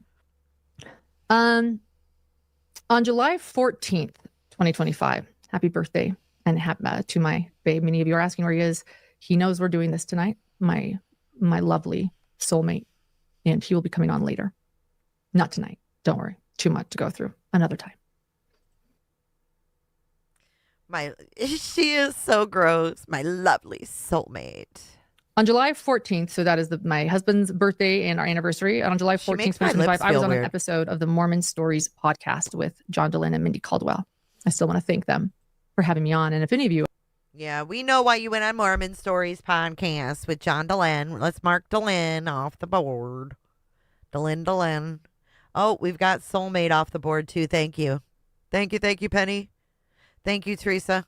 Actually would like to go watch that and support me and them because he has helped me. I just want to say this so much through this as a friend and as someone who has also been through this himself. I want to thank the Mormon Stories community and go support him in Mormon Stories and me by watching my podcast. But on the Mormon Stories podcast, my stalker, when I appeared on July 14th, wrote in the comments with eye emojis in an effort to let people know she was watching. And this with the eyes, we got our first lingo of the day. We got our first lingo with the eye emoji. That's so scary. What's this? Shunned, the free space, manipulates, and the clown emoji. Let's get our turkeys out for that first lingo. Congratulations, Cooterville.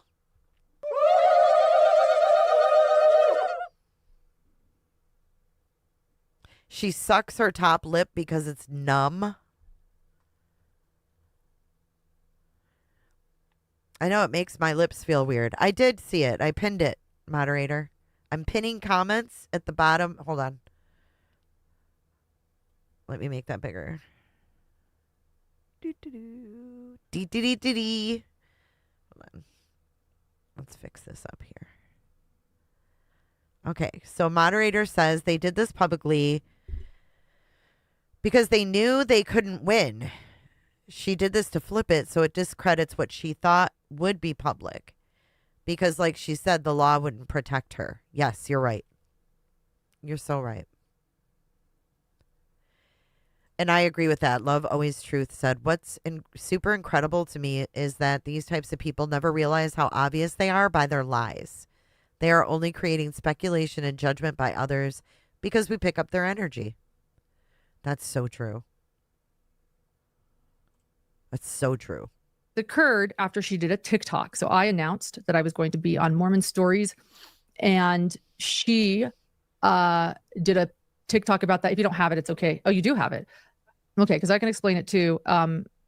Claiming that it was like a PR move because of something that I've done that was coming out. Like I said, I still don't know what I've done, minus people trying to claim I was hurting people's businesses, which simply isn't true. And reading private texts of mine that allegedly they don't like, and I haven't seen them. But so it says, someone sent me a screenshot that my ex-friend is about to attempt some damage control, and I'm giddy. I can't wait to see how she tries to spin this. Bye, Pines. So, have a good day. You know, she's talking about my Mormon stories. Thank you for your support.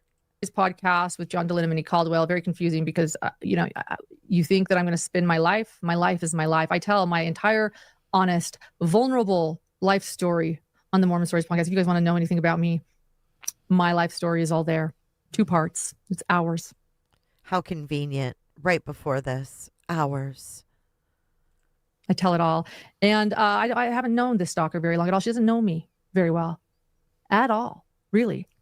Any conversation we had was very surface. And she thinks that I'm doing damage control to spin something, and I have no idea what I'm trying to spin. Well, let me tell you, the Mormon Stories podcast was planned for... I can't stop looking at her mouth. Are you guys like super focused on her mouth? We've got Life Story on the lingo board. Thank you, guys. A long time. Host John DeLynn had asked me months and months and months ago. And the reason that I had, thank you. How is this damage control? None of us even know this is going on. Thank you. I didn't even know what I was trying to control. The Mormon Stories podcast was actually inspiration. I was at the Brandon Boudreaux trial, and someone came up to me and they thanked me for interviewing Heather Daybell. And she said that Heather Daybell was so brave and it was incredible. And they'd listened to the Heather Daybell interview 3 times on my channel, that it had changed their life. Oh my gosh. And I was like, oh my gosh, thank you. I asked to take a picture of them so I could let Heather know how much her story meant. And they said, she is so brave. And it was at that moment that I said, I'm going home. I'm going to tell John DeLynn that I'm going to say yes to his request to interview me. She had been asking for months. I'm going to do it because if Heather Daybell can do it, so can I. And I would love it if you guys could support my story, honestly, over on Mormon Stories. My stalker thinks it's damage control and decided to go in there to let me know she was watching me. It was getting weirder and scarier. I did not know what was going on. Scarier? You guys don't? Neither do I. I'm getting dry mouth. Where's the root beer? I'm sorry, guys. It's probably so gross.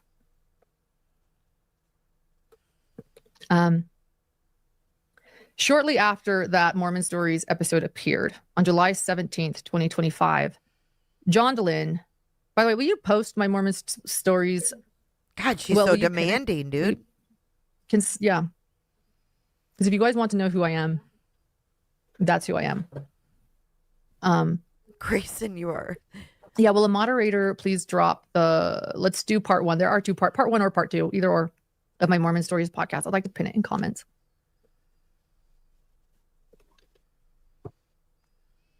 Thank you, Aussie Tad. Shortly after that Mormon Stories episode premiered on July 17th, 2025, John DeLynn, the host of Mormon Stories, received a cryptic email thread about me with a link to the TikTok. In the thread, the writer of the email claims that my stalker will continue to post the horrible things that I have done, and that she is intentionally not using my name, but it is about me. John DeLynn is my friend who has suffered the same thing and has been so kind. He and his wife, Margie, I just want to point out, have both been so kind and caring and empathic. And when this person reached out, John was immediately suspicious. So he asked him a few questions to keep them talking and then sent it all to me because he said, I assume you are collecting evidence. So here you go. So is this the bottom? Okay. So on July 16th, someone named Felicia O'Shields writes, sushi, I'm sure. John DeLynn. Hello, Dr. DeLynn. I thought I would reach out to you to share some concern for the community and for your channel. There is a lot going on behind the scenes involving Lauren Matthias in the true crime community. This has been brewing for a few years now. I don't know what's been brewing. And has recently blew up. There is a TikTok account exposing some of her disturbing behavior. There is a community that is delving into her husband's credentials. Oh, is there? And overall credibility. Community. Yeah, there is. Listen, she says there's a community delving into her credentials and her whatever. She says, oh, is there? Yes, there is. And guess what? With John, we've got ourselves another lingo.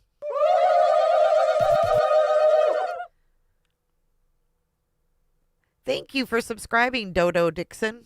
That is delving into her husband's credentials. Oh, is there? And overall credibility.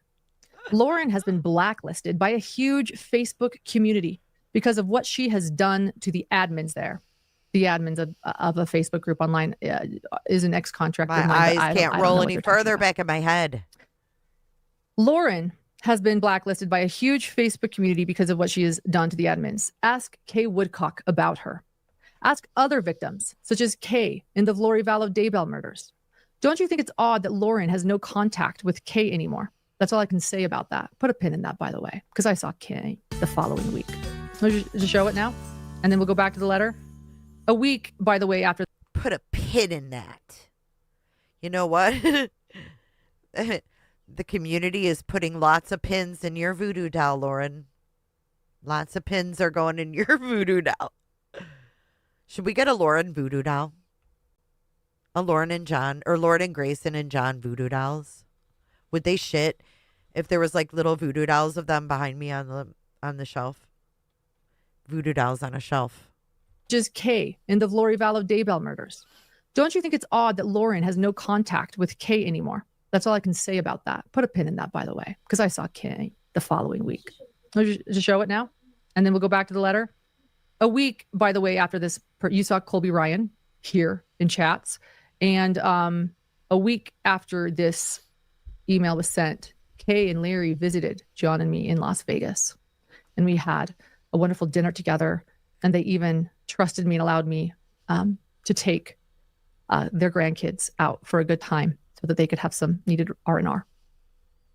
We can come back to it. We'll come back to it. Yeah. Anyway. Don't you think it's odd that Lauren has no contact with Kay anymore? That's all I can say about that. Ask any of the true crime channels on YouTube that she has had an interaction with, or news affiliates and their journalists that are the face of their networks and what their involvement with her has been. By the way, that's how far I think this whisper campaign has gone. Again, I didn't reach out to Law and Crime. I have no idea what they think I did or who did that. I do know I've been blacklisted by some news agencies. I still don't know what I've done. But let's continue.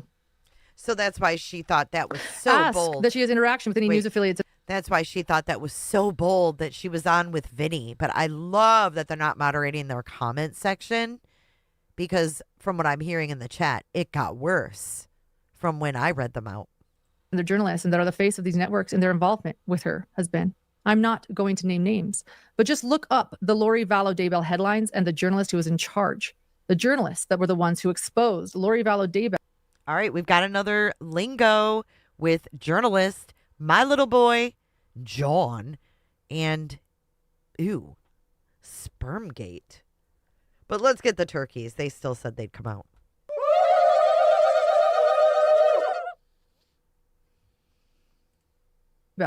From the jump. Ask anyone who is anyone in the true crime community about Lauren. Lauren will deny all of this. She will make up outlandish lies and excuses and make everyone else out to be the liars. I'm actually just here sharing evidence. I think you're intelligent enough to know that when everyone else is singing the same song, it's everyone else who is correct. Here's the link to the TikTok account that is slowly exposing her.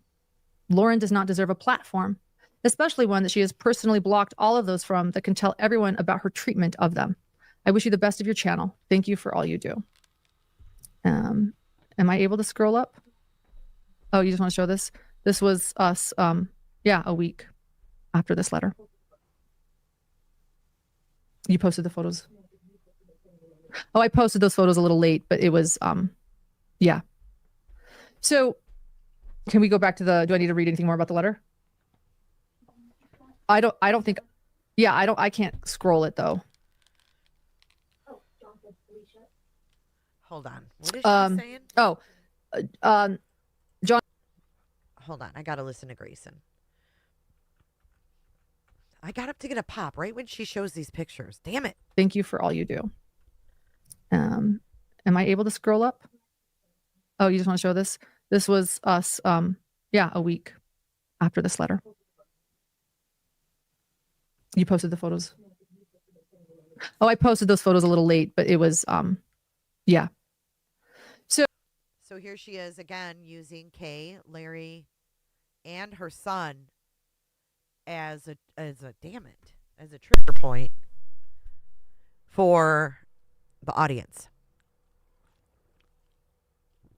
I know my fucking sound just did that. It seems like it's getting worse. I don't know if I need a new mic or a new preamp or what. What am I doing wrong here?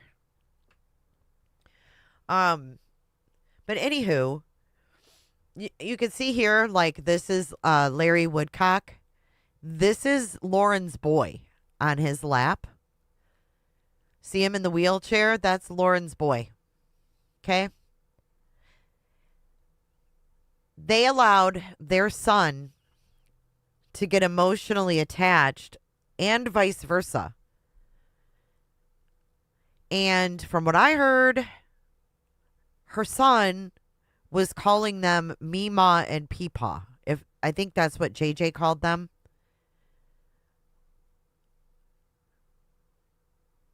But I wonder if Lauren flew Kay and Larry out for a photo opportunity. Yeah, I don't know how they got together for this. I don't remember if we knew.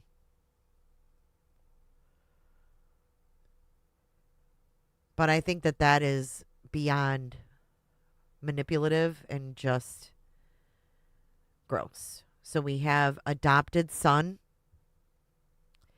and we have them having their little boy call them Mima Peepaw. Again, nothing to do with Christina, right? It's sick. Oh, Mama and Pawpaw. That's right. Okay, sorry, Krishna. I thought it was Mima Peepaw. Mama and Pawpaw. And the kid was the same age as JJ. So it's very sick. The crow says, caw, caw, caw, caw, caw, caw.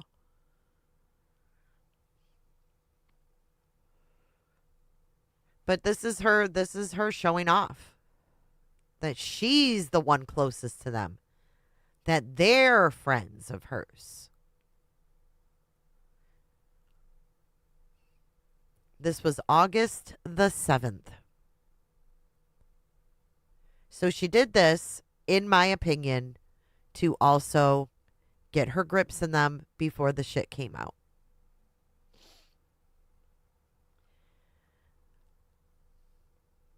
And this is just another reminder. John and Lauren told the story that their son asked if Chad Daybell was coming for dinner on Thanksgiving. So if you look at that date, August 7th, she did the Mormon stories. She did this, along with all the other things to try to get in front of this. She called them my victims, Gron. My victims. In this 9-hour live, she says they're my victims. So can we go back to do I need to read anything more about the letter? Right. She's all worried about her child's privacy, but reveals his face and name. Right. Well, when it suits her. Right. When it suits her, she'll make a collage of pictures with him in it. Thank you, Cindy, for your $5 super chat. Anyone with questions about who Felicia is, please watch Excited Utterance in their recent last Sunday's live when they talked to Felicia. Yes, thank you for letting everybody know that Felicia is wonderful. If John can be in Vegas for these pictures, why can't he be there for court? It was in another state. Triggering emotion. Thank you again, Cindy, for your super chat. Oh, it's members only. We can probably get Felicia on here sometime. I don't think. Yeah, I can't scroll it though. Oh, is that why she said I must have posted it late? She told a lie and backtracked, claimed, oh, I must have posted that late because the date doesn't add up with the timeline, just like everything else she does. Think of the photo with John after the 9 hour. Oh, yeah. Using old photos to make it look like they were all together. Wow. Good point. Good point. Oh, I want to hear her say that again, actually. Here we go. especially one that she has personally blocked all of those from that can tell everyone about her treatment of them. I wish you the best of your channel. Thank you for all you do. Am I able to scroll up? Oh, you just want to show this? This was us, a week after this letter. You posted the photos. You hear that? Oh, I posted those photos a week after the letter, but she says, oh, I posted those photos a little late. But it was posted the photos. Oh, I posted those photos a little late, but it was So oh my God, totally caught in a lie. Grayson's like, oh no, remember you posted those late. Oh, I posted those photos a little late, but it was Whenever she does that, it's always followed by a lie because she doesn't know what to say next. So she goes, yeah. Yeah, she tried to shift the blame to Grayson. Grayson's like, let's scroll up. She's like, did you post those photos? Oh, you just want to show this? This was us, a week after this letter. You posted the photos. Oh, I posted those photos a little late, but it was, So can we go back to do I need to read anything more about the letter? I can't scroll it though.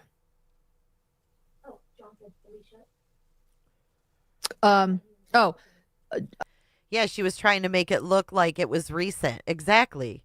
Just like the Mormon stories, life story comes out right then.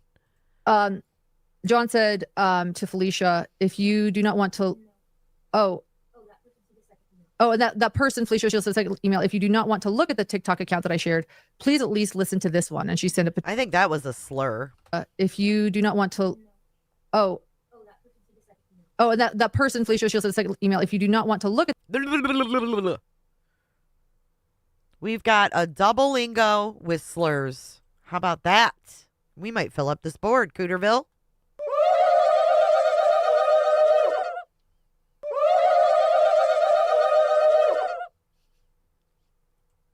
look at the TikTok account that I shared, please at least listen to this one. And she sent a particular TikTok.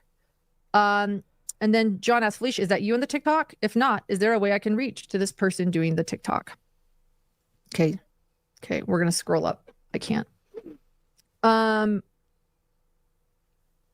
Yes, keep going. The bottom. Okay, here. So, hey there, John.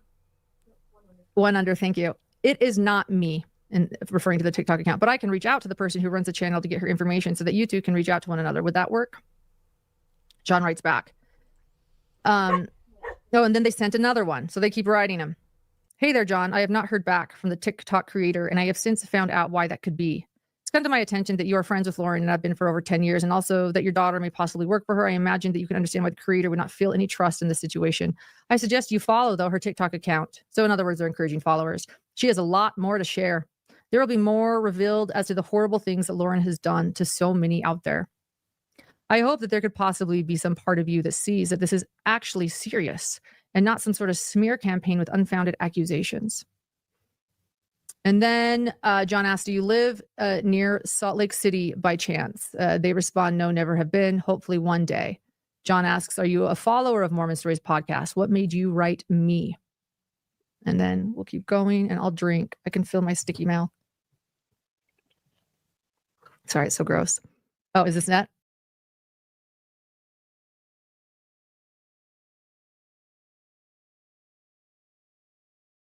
Email. And then we'll keep going and I'll drink. I can feel my sticky mouth. Sorry, it's so gross. Oh, is this net? Okay. They write, I watch from time to time. I have enjoyed the episode that I have been able to watch. You have a great thing going. I think what you're doing is important. I wrote you because of the fact that you gave Lauren a platform. Oh, they wrote my professional contact, because he chose to give me a platform. So anyone that is giving me a platform is getting emails about me. Okay. Great. Good to know. Now I can't go on anyone's platform. Now I can't go on anyone if I don't want them to be harassed by these people that are trying to ruin me. I wrote you because of the fact that you gave Lauren a platform. She's on high alert, and it was... Thank you, Penny. I muted because my dog was barking. Sorry about that. I was just mouthing off to her. Perfect timing for her to do your show and attempt to do damage control. Again, I don't know what from. I don't know what I need to do damage control from. Don't allow her to take you down with her. And then Felicia O'Shields writes, good morning, John. Oh, so then John responds, I watched all of the TikTok videos, and he did. He told me he watched them all. The allegations seem super vague and a bit petty. Can you please tell me the main things Lauren has done wrong and provide any evidence? Did you hear that? The allegations seem super vague and petty. Well, he's talking about the TikTok, but we all know why it seems super vague and petty. Because of this one here. A bit petty.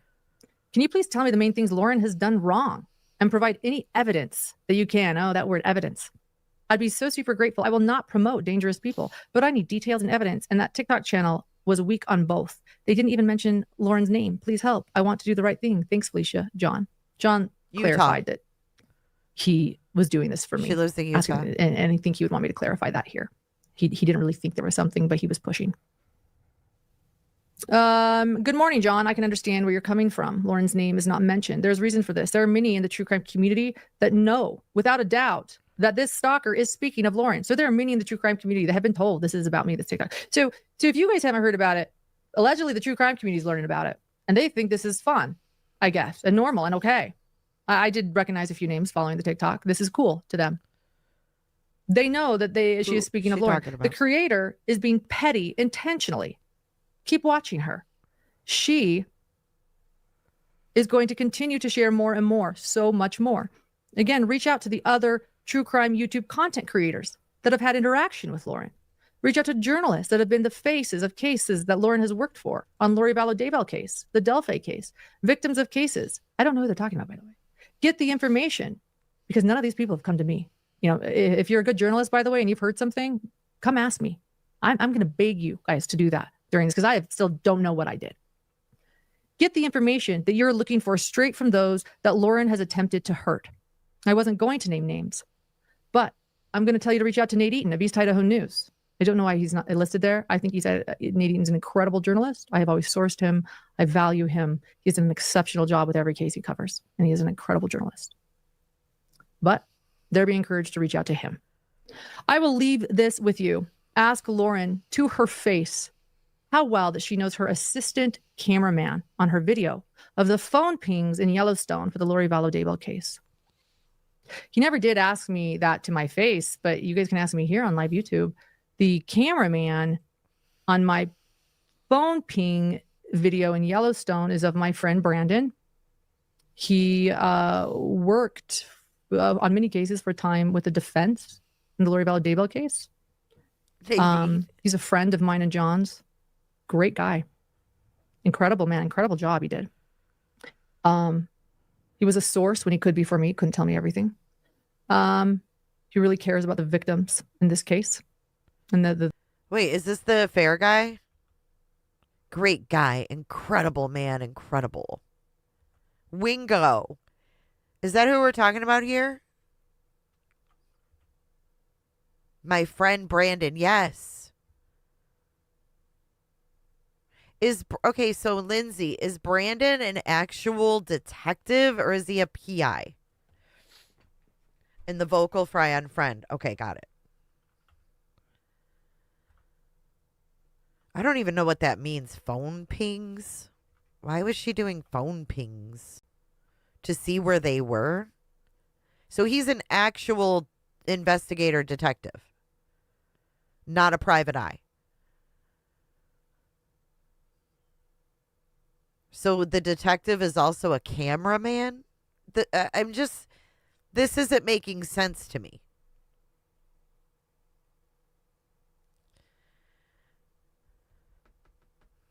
Would Brandon have been at this law enforcement barbecue?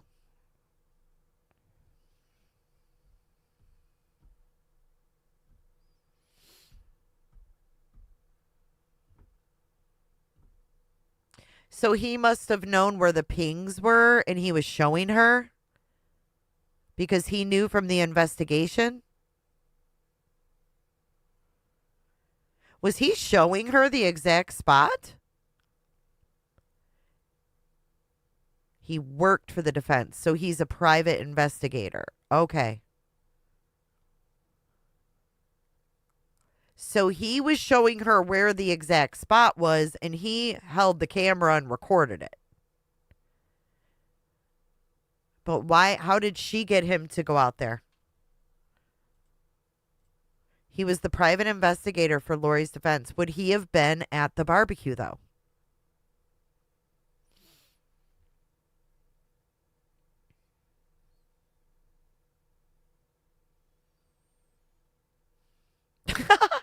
JT says he showed her the ping all right.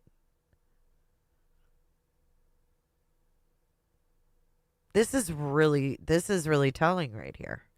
Okay, let's listen. But they're being encouraged to reach out to him. I will leave this with you. Ask Lauren to her face how well that she knows her assistant cameraman on her video of the phone pings in Yellowstone for the Lori Vallow Daybell case. He never did ask me that to my face, but you guys can ask me here on live YouTube.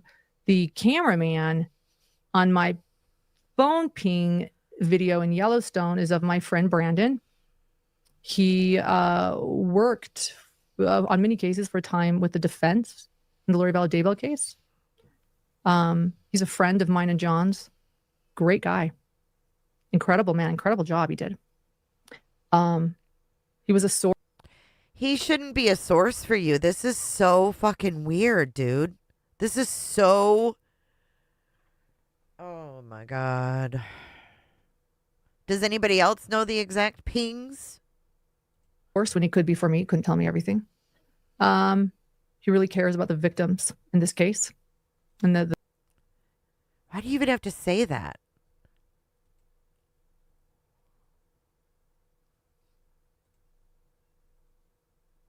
Wow. Lindsay. The Daybell case.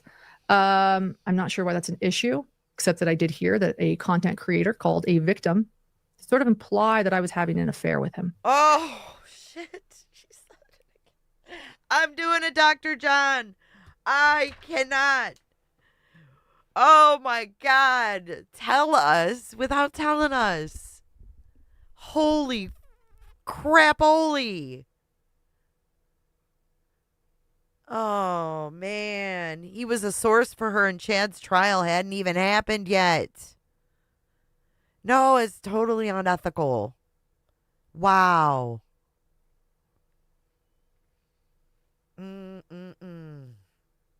I done threw my glasses on that one. Wow. Wow, wow, wow, wow, wow. She said it in the bed video. Hold on. Oh, shit.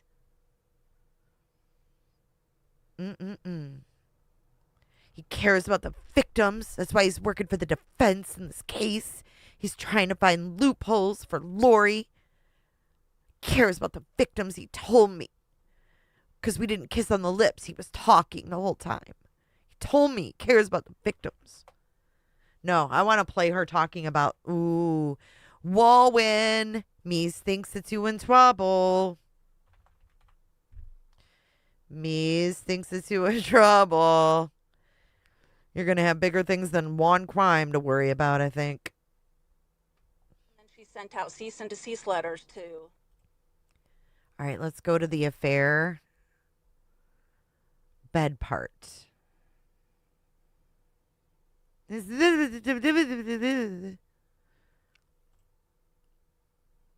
me 1 second. I'm going to pull up the one that I zoomed in on. I think that she had an affair, guys. I think that there's some shit being uncovered here. And all I can say is yikes. So let's watch this. Whether or not this goes through, I don't know. I think that's where I think I believe.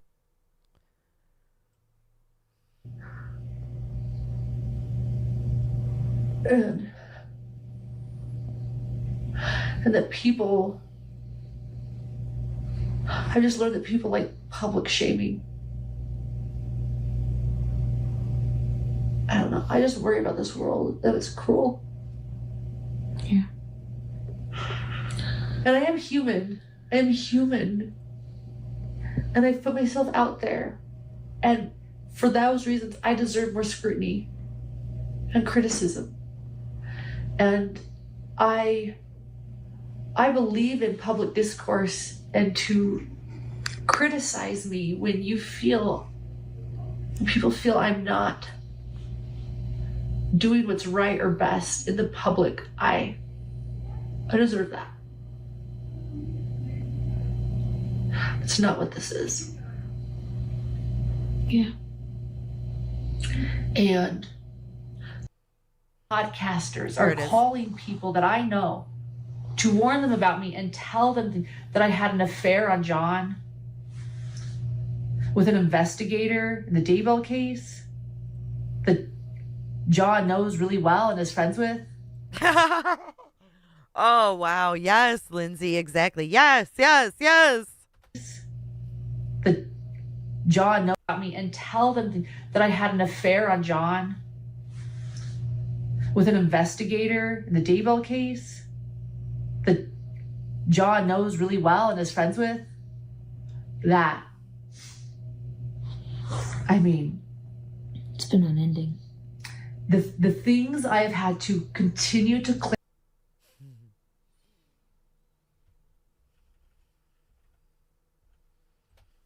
He never did ask me face how well that she knows her assistant cameraman on her video of the phone pings in Yellowstone for the Lori Vallow Daybell case.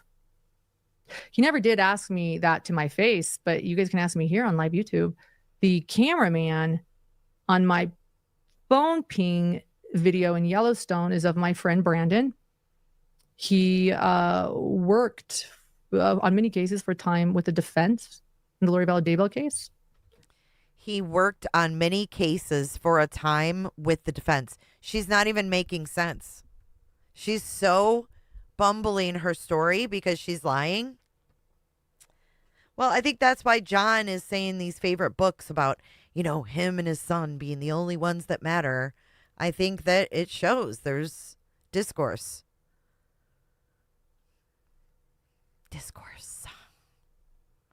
But she's not even making sense. He worked on many cases for a time with the defense in the Lloyd Daybell case.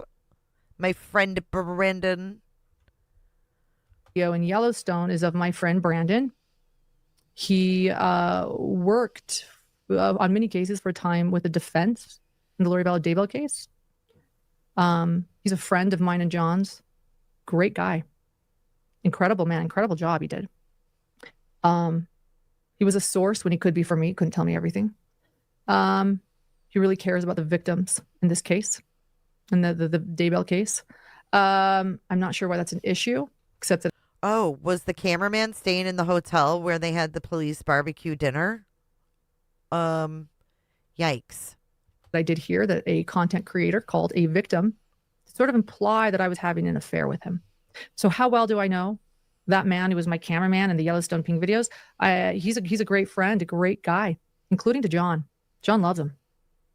And he was a source for us. That's it. I don't know what else there is to this. There you go. To my face. That's it. Okay, and there's one more message. There's one more message. Oh, Grayson has to remind her there's one more message. Yeah, I know. Oh, and then one more message. Reach out to Bob Mata and Andrea Burkhart too. I don't know what's going on, guys. I don't know what I've done. I don't know what's going on. I don't know why these three people have been mentioned. I don't know. I don't know. You know. I'm going to say this. If any journalist does know, reach out to me and ask me and tell me. Why does it have to be a journalist? See how she only cares about the public people that she was friends with? If any journalists, reach out to me. I don't know what's going on. So. Oh, is Kresha still here? Kresha, if you are here, let me know. I have no clue. I can tell you that I love my husband. And my cameraman in the Yellowstone Pink videos. Wait, what?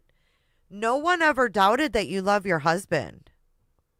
Is this more leakage, you guys? Do you think it's Lauren, you're being a plastic? Do you think this is more leakage? I love my husband, and then immediately talks about the cameraman and the pings. Listen. I have no clue. I can tell you that I love my husband. And my cameraman in the Yellowstone Pink video is a great guy and a good friend of both my husband and I. It's just so weird. Oh. Here's the troublemaker baker. She says, oh, really? Bob Mata and Andrea B., who went to the ends of the earth to say that Richard Allen is innocent? Okay. This is the same biatch who was talking shit about Gigi. If you call Gigi. And not many people watched that video, and you guys need to, because Troublemaker Baker literally called out Gigi. In this video, right, where is it? Right here. Lauren's Mean Girl Mods. This didn't age well. Old Reddit comment. Watch. This is Troublemaker Baker. Now we're going to bring in this Reddit. Crash found. God, even in the link it says Pretty Lies and Alibis podcast legit. So this is about the Caitlin Armstrong case. And it says Pretty Lies and Alibis podcast legit, question mark.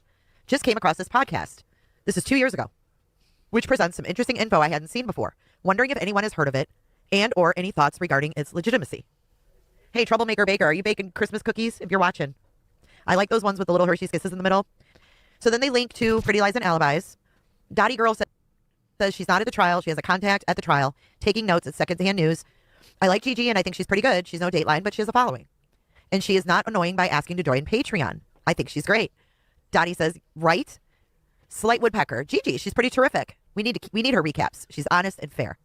Ho Ho Holden says, I was very frustrated by her most recent episode because she reported that certain text messages from Mo and Colin were introduced into evidence. And that's just not true at all. Specifically from Mo. The following text copied from Ian Dill's outstanding article for Outside Magazine here. Blah, blah, blah. She quotes it. Gigi said this was introduced in evidence on Monday, and that Strickland told the defense on the stand that he didn't remember those texts. This absolutely did not happen. I've been in court every day, including jury selection, listening for those exact texts. I think the defense is waiting to introduce them on rebuttal. Maybe Gigi's note taker is glossing the story. I don't know. But somehow some pretty significant inaccurate reporting is happening. And call me a stickler, but if you want to report about the trial, then it's simply not accurate to report things, even if true, that have not come up at trial. And honestly, as much as some people want to bag on Colin Strickland, it's really not okay to report that he said on the stand that he doesn't remember those texts. Seriously? Okay, I'll get off my soapbox now. Edit. Lordy, it's late and so many typos. Ugh. Yeah, that's Lauren's main moderator. I think it was 2 or 3 years ago. I want to say 2. Talking about Gigi like that on Reddit. Lauren's main mod. So what do you think was being talked to Troublemaker Baker about Gigi? You think it was good stuff? No. Lauren probably talked shit about Gigi, even with Troublemaker Baker. When Troublemaker Baker is not my mod. She is not my mod. She's Lauren's moderator. Hell no.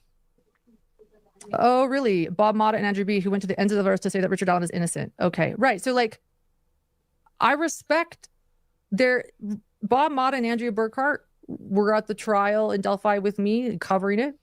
They worked just as hard as I did, if not harder. I still don't know how. This is probably the first time I'm going to go live as long as Andrea Burkhart ever does.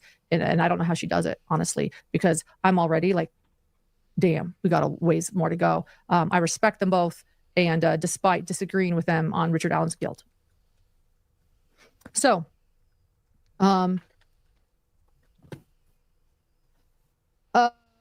okay, where was I? This is a more, okay, eye contact. Oh yeah, here we go. Okay, we'll start zooming through these. The horrible things I've done. Okay, John Dehlin email. On July 23rd, 2025, I was in Boise, Idaho, working and reporting at the Brian Koberger sentencing. Prior to the press conference, I was looking for a seat. There were not many seats at the Brian Koberger sentencing, only 2 rows of seats because most people were standing. But there was one row that was open. Wait a minute. I have to cut in here with a clip. I got to cut a clip. Cooter clippers. Hold on. Let me pull up this one. I should have had this ready. I'm sorry. I feel like Trisha. Dee. No, but I seriously want to pull up this short. I think it's interesting for you guys to see her demeanor. I believe this is right before this. And I am doing my lunch live today at the airport, clearly. Forgive. She says she's going to Koberger, but maybe it's not for the sentencing then. Maybe this was just for a hearing. But listen to this. The noise. I forgot my cool phone mic. I remembered everything else. I've got like 3 backpacks full of podcasting supplies, but we forgot the phone microphone. So I am here at the airport, but I am going right now, just for everyone who's saying, why don't I cover another case? Okay, thank you. I am not going home right now. So I flew from home to Phoenix this morning, and now we are flying to Boise, Idaho. There's a pretrial hearing for Brian Koberger tomorrow morning. Okay, this was the pretrial hearing. Okay. This wasn't the sentencing. In Ada County, and I plan to be there to report on all of that too. So hit subscribe, as I always say, and hit notifications, because I will be doing Lori Vallow's recap tonight from Boise, Idaho. So we're just making our rounds today. But Lori Vallow Daybell, I call it, today she was full MFYT, made for YouTube. That's you. MY, what is it? Made for YouTube. MFYT. That was something else. And like I said, do not miss our recap tonight. So what I'm going to be doing on the plane is we're going to be prepping for tonight's Lori Vallow Daybell pretrial. Do you think that was a secret message for John? I'm not going home? Recap. And then, of course, tomorrow I'll have all things Brian Koberger for you. So, anyway, yes, Deborah, can somebody give me a case in Hawaii? You know, I'm there. No, anyway. All right. I'm going to go grab some lunch and a water. Stay hydrated with all this traveling. And I will see you guys on the other end of this flight. I'll be in Boise, Idaho. And like I said, we'll be going live with a full recap, which we'll then also put on our podcast later tonight. Yeah, there's a couple other cases Hidden True Crime is also working on. I will be honest, the next case that we are working on, I'll say it, I did put the full backstory on our podcast this morning. We are going to post the full video of this backstory later in the week, but that consists of more editing, but I have the audio already up. It's a tragic case, and we want justice for this victim. So that's something else we're working on. And there's a lot more coming. So anyway, thank you to Lori today for showing the world who she really is. And I am doing my lunch live. So she was in Phoenix for Daybell, then flew to Idaho for Koberger. There's an awkward clip where John tells her she's running around partying. I believe. Oh, yeah, I did watch that one. That was in one of their Patreons, maybe. I do remember seeing that. To Lindsay, my former producer and a close friend of the stalker. Stalker was not there. We're back to the seat incident. And there was another, Lori was there in another seat, kind of away. And then a woman named Sarah, who also appears on the TikTok. I don't know Sarah, but she appears on this TikTok channel in both video and comments. Poor crossbody. And so I, looking for a seat, needing a seat, I asked Lindsay if the seat was available next to her, and a woman named Lori. Now, why the fuck would you sit next to someone, even if it was the last seat in the house, which I know it wasn't? Why would you even ask to sit next to someone you just sent a cease and desist to? And Groovy Tuesday wants to know from the chat, what is the most annoying feature to you? Lips, eyebrows, or voice? Just go ahead and type in chat. Also, one of my stalker's friend screamed at me to not talk to Lindsay because I had previously sent her a cease and desist. It was embarrassing in that moment in a professional setting, but I ignored it and I walked away, and I was shaken by that. You know, I'm just trying to be professional. No, it's not professional to send someone a cease and desist and then walk up to them and say, "Hey, is this seat available next to you?"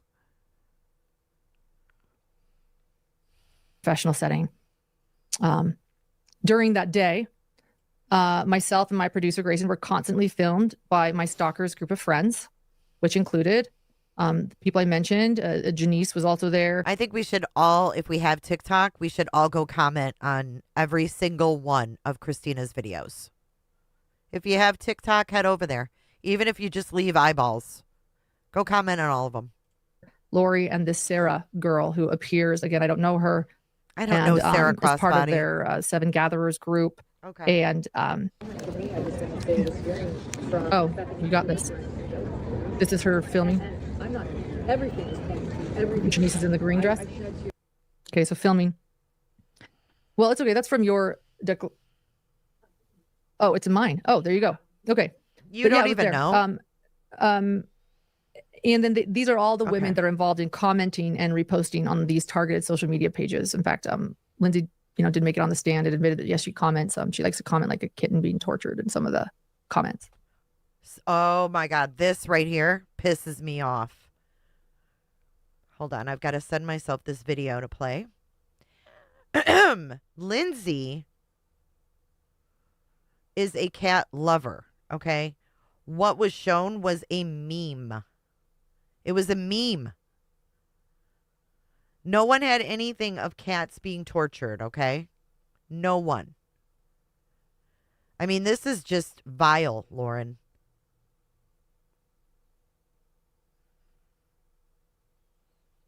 Can't believe she said that.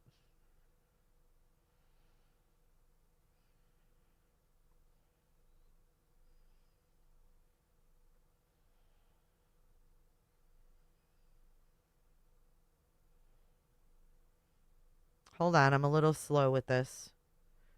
Okay. I wish I had a Mac still over here. Let me open up my email. Now, let me go back and play that for you guys again. Just that little part, okay? This is her filming everything. I want this to be fresh in your head. Of their Seven Gatherers group. And, oh, you got this. This is her filming. I'm not. Everything is fine. Janice is in the green dress. Okay, so filming. Well, it's okay. That's from your. Oh, it's in mine. Oh, there you go. Okay, but yeah, it was there. And then these are all the women that are involved in commenting and reposting on these targeted social media pages. In fact, Lindsay, did make it on the stand and admitted that yes, she comments. She likes to comment like a kitten being tortured in some of the comments. You are sick. That night, my producer. It was a meme of a kitten, like a AI kitten with tears. Isn't that sick? The number of lives she does on that day is wild. July 26th. There's a lunch live nonsense found where she lies, and I don't think she even went to the sentencing, just the press conference. Oh. Weird. I went to a local restaurant in Boise, Idaho to have dinner after the sentencing. We sat outside the restaurant and were enjoying our dinner. When I noticed from outside the restaurant that Janice was once again filming me from outside the restaurant's property. I waved, she flipped me off. I'm like, here we go again. And because of our history, I turned my camera on for safety. And I kept it on, and I actually had my camera on for over 8 minutes, talking to Grayson, encouraging her, telling her, just don't worry about it. And then Lori and Sarah, 2 of the 7 gatherers, came up to my dinner table to confront me. And we're going to play that, and I'm going to say a couple things about it. So we start with me sort of talking to Grace, and then what's the first word you hear Lori say so that you know it's Lori? About today, referring to the Brian Koberger. Yeah, referring to the Brian Koberger sentencing. So I'm saying don't give them air, leave them alone. I'm going to set the stage a little bit more. They were sitting inside. Okay, so before we get to that part, hold on. Let me get this video up of Wowen.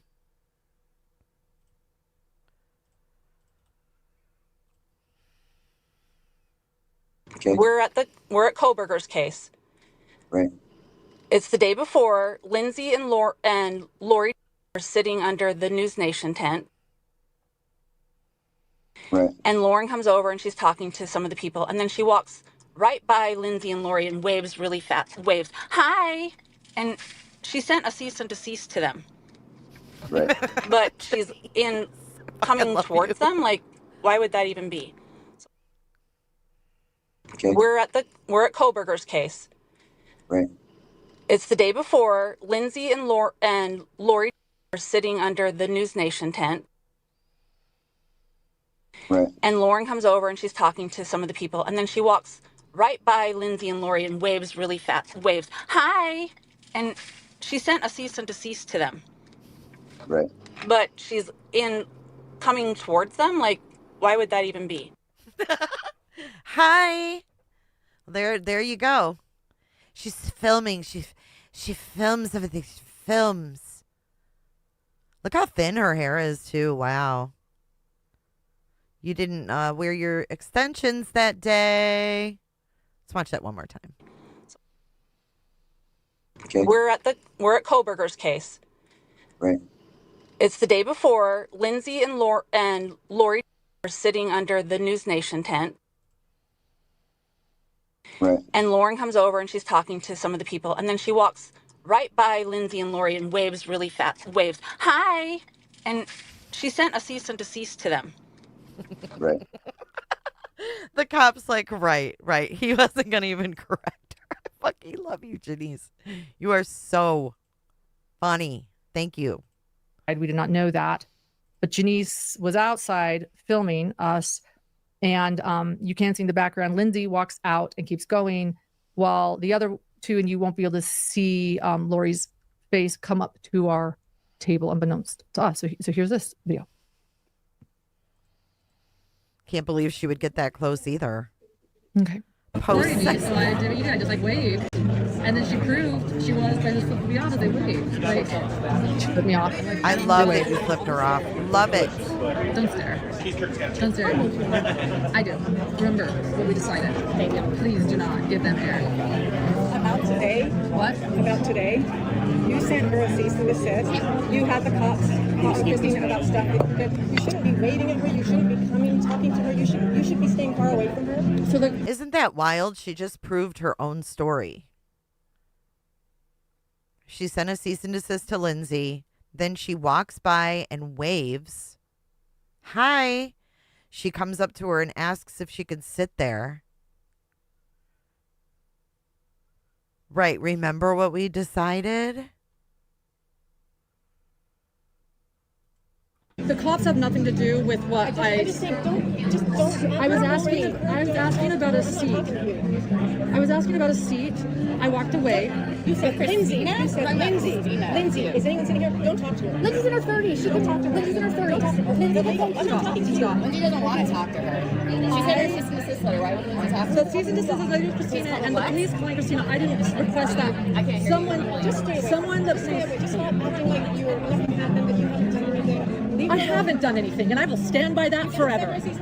Yeah, it has nothing to do with you guys. It has nothing to do with this. Her friends, and we will back her up till the day. A cease and desist is a legal business. It has nothing to do with you guys. That you did. What did I do? You accused her of things you did. What did I do? You sent her cease and desist, and then what did I do? You approached her after you. A cease and desist. Why would you want to approach her after you sent her cease and desist? I asked if I could sit. I told her there wasn't. I was at a press conference. Well, then she kept asking. I know. What does that have to do with anything? When there's not a lot of seats, you say there were lots of empty seats. She could have sat at, but she chose to ask about sitting. She chose to specifically approach somebody by name that she sent a cease and desist to. Like, great. Guess what? You know what? I work with Lindsay, and she tried to get me too. So guess what? I don't give a fuck. I don't know. What? Look, Grayson. She tried to have me sued. So you know what? I don't give a fuck. Lindsay, and she tried to get me too. So guess what? I don't give a fuck. I don't know you. Well, you don't even know me. You don't know me. No, I had your phone number because I wanted to get eyelash extensions, but we've never hung out. No, I don't know you. So could you please get away from our table because you're making me uncomfortable. I don't know you. I don't know why you guys approached us. We asked about a seat at a press conference. I don't approach you guys when we're all hanging out together. We don't all hang out together. You guys, I know. So you're approaching me while I'm trying to have dinner.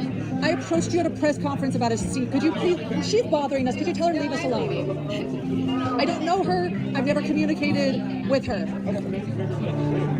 Sorry, Uji, I don't know why that's not up yet, but at least we got the mic out.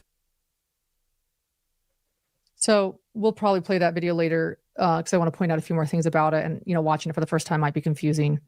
It seems, as you hear, I keep repeating, what did I do? I didn't do anything. And they keep saying that I sent their friend a cease and desist. And I said, it had nothing to do with you. I don't know what this is about. We're in a professional setting. They came up. Thank you, Allie. You see, actually, Janice filming in the background at one point. I don't understand. You guys don't understand. I don't understand. I want these people to leave me alone. I want to be able to report at trials and have things be normal and mature. And I will say this, I was a broadcast reporter for 10 years before I was a YouTuber. I would go on location everywhere. I have never. Oh, she just admitted she's a YouTuber. Lindsay says this part. Guess what? I worked with Lindsay. She tried to have me sued. So guess what? I don't give a fuck. Fast forwarded to her weirdo DMs to CC. She talks about Lindsay without naming her. Who's CC? I don't give a huff. She communicated with Sarah several times. I'm sure she did. And shout out to Sarah Crossbody for recording the audio during that conversation. Experience this. I don't know why they keep coming up to me, why they are filming me, why they are oh my God. Asking me. I will point this out too. Grayson asked me to make this clear when she was talking about something. She and my ex-producer, Lindsay, did used to work together. So there is a previous situation with them that has nothing to do with me. So there's that. The true crime world is small. So, oh, yeah. I get what I'm picking up what you're laying down now. So it was all of them. Said her name again. Again, I just want to point out, she makes her name very, very public. It is my choice to not share her name. I don't want to share her name. If I do, I'm sorry. Please don't do anything to her. Please. Shut up. I would like to refer to her as my stalker at this time. If I make a mistake, please ignore it. But she does make her name very clear and well known. Oh my God. I would like to refer to her as my stalker. Yeah, we know. So I turned on my camera for safety, and shortly after that, Lori and Sarah came up to my dinner table confronting me. Janice continued to film the confrontation from outside the restaurant. The waiter came over as Lori walked away while Sarah continued her confrontation. And again, the cease and desist has nothing to do with them at all. Interestingly enough, in Lindsay's declaration to this response, she said that she believed the cease and desist was given to her because I was friends with the stalkers. It's very confusing that because Lindsay was friends with the stalker. It's very confusing to me. The cease and desist has nothing to do with any of them. I've received cease and desist from Hidden True Crime, by the way. Jesus, Lauren. Felicia says, in the original 9-hour live, my email was visible. Gray Bay must have edited it after the fact. Huh. Felicia, would you want to come on my show sometime or call in? Like next maybe call-in show. You and Kylie. I would love it. That I get them and I go, okay, check. I received one a few months ago from a family of a case I've been talking about. They asked me to stop talking about something in particular. I was like, okay, I've stopped. Anyway, this is a really big deal. I kept saying, what did I do? What did I do? And they're like, you sent our friend a cease and desist. I still don't know what I've done. I just know that I can't go to trials in peace and that I'm getting threats about my livelihood and that allegedly journalists and the true crime community hate me and they know what I've done. I don't know what I've done. I still don't know what I've done. But the stalker's declaration states that I've tried to hurt people's businesses. She's seen evidence of What that. the fuck just happened there? I still don't know what I've done. But the stalker's declaration states. Hold on a minute. Hold on one cotton picking minute. Hold on. Did she edit this out? Sorry. Did she edit this? What did she edit?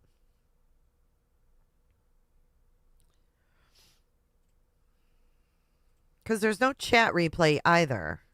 So that means she edited. What I've done. I still don't know what I've done. But the stalker's declaration. She did. She just edited something out of that. I still don't know what I've done. And then it cuts right to the stalker's declaration. I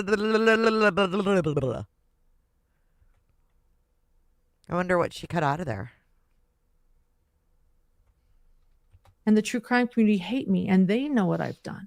I don't know what I've done. I still don't know what I've done. But the stalker's declaration states that I've tried to hurt people's businesses. She's seen evidence of that. Doesn't post any evidence. I haven't. All right. So, after, I want to point out one other thing that's said in there. It's really important, and we'll play it again later, but I want to point out this really important thing. Lori states in that video, stop acting like nothing is wrong. Stop acting like nothing is wrong. And I say that because later on in other places, including the declarations, they claim that I'm harassing them. Yet I'm sitting there saying, don't give them air, gray rock them. Don't talk about this. You've never seen me do a live. You guys had no idea this was even happening, did you? It was like 2 hour, 37 minute. And they're even saying, stop acting like nothing's wrong. I haven't done anything.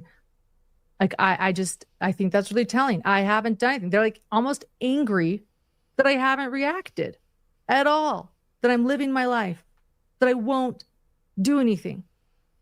So, do we want to show how the stalker, let's see. Okay. After leaving, okay, no, this is important. So the waiter comes over and Lori walks away while Sarah continues her confrontation. After they leave the restaurant, where it turns out we were all eating, unbeknownst to us, we never went inside the restaurant. We never saw that they were there. After leaving the restaurant, they walked to the restaurant across the street and sat there. What it seemed like was them waiting for us to leave the restaurant we were eating at. And I was very uncomfortable because of all the consistent confrontations from this group. I was worried why they were sitting across the street. Were they waiting for me to get up? Were they going to film us again? I was very We know that's a lie. They were over there eating fucking banana bread. I was concerned about Grayson. She was very upset. Grayson is young. I'm very maternal with Grayson. Oh. We called John. We told him what happened. He goes, you know what?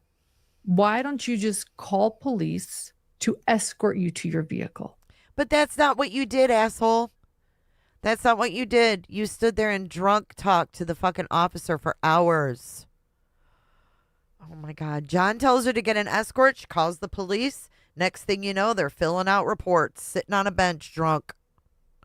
This is how people get Woodwood. We're in this. We see this. Woodwood. And that's what I did. As they were leaving the restaurant. Oh, it was carrot cake. Sorry. I love me some banana bread. You know who has the best banana bread? Bob Evans. With some real butter on it. So good. They walked across the street, and both myself, we were in fear for our safety, and eventually we called the police to help escort us to our vehicle. That is why I called the police. That did not age well either. Do we need to go back to why she called the police? We all know, right? Fast forward to the body cam. Oh my gosh, you're such a liar. We called the look at her lips. Escort us to our vehicle. That's why I called the police. No, it's not. No, it's not. We were in fear of our lives. We called the escort. You got the fucking waiter out there. You're wanting a statement from the waiter. He's got all these tables he's working on. As they were leaving the restaurant, they walked across the street, and both myself, we were in fear for our safety, and eventually we called the police to help escort us to our vehicle. That is why I called the police. No, it's not. And then I have, it says, exhibit waiting. Oh, I can't stand you. Oh, Ms. Trial says, I'm not trying to be funny, but Lauren, you need to try more profanity. Bullies choke on their own, I assume you meant receipts, not recipes. I know, right? It's so funny. Well, you guys heard me at the beginning. Yeah. So I think actually, honestly, okay, I'll stop there. Just don't explain what happened. Here's Grayson. Here am I. I had this sitting here because this is where it is. And now, after they had dinner, they're sitting across. He felt threatened. I told him he felt threatened. They're right there. We blurred them. And now, here they all are, sitting across at a different restaurant, getting those drinks. It's Lindsay. And it's Lori. And they're looking. And I feel like we can't leave, and now we feel threatened. And one thing they said, we've been very drama-free all afternoon. We worked the same trial, and one thing they said as they approached our table is stop acting like nothing's wrong. We're just trying to be professional while we cover That's cute, trials Sarah. together. That's our waiter, and we asked him to get rid of them. And we now feel like we can't leave.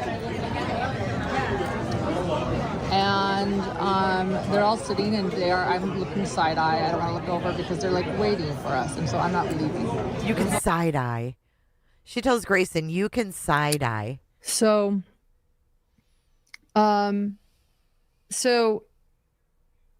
spit it out. We're going to wait for the other stuff with what your other stuff? Declaration, right?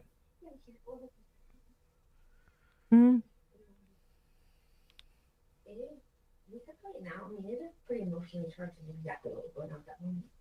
Yeah, let's play it now. Let's play it now. Fuck it. We'll do it live. What did Grayson say in the background, Lindsay? I know Lindsay will figure it out. Fuck it. Do it live. I'll write it and we'll do it live. Fucking thing sucks. We could play it now. It is pretty emotionally charged and exactly what was going on at that moment. Yeah, let's play it now. Let's play it now. Let's play it now. So there's another thing we're going to save it for Grayson's declaration because she talks about this, but this is the same moment. This is how how Grayson filmed me sort of during a really traumatic moment. I was just trying to collect evidence, and Grayson was really upset at this moment. Us like just seeing the writing on the wall, like we can't even go to trials anymore. Like what is going on? And so I recorded this moment. If you have it and you're going to play it. She knew she needed more evidence because the officer in Henderson or whatever told her that she didn't have enough evidence, remember? So now she's setting it up for evidence. Like you don't respond. Literally, poor people get hurt. Like you don't respond. Where are they? They're literally across the street from us waiting on us to She leave. says, where are they? Where are they? Tell me where they are. Tell me what they're doing. And tell me how you're feeling. Because we can edit this later.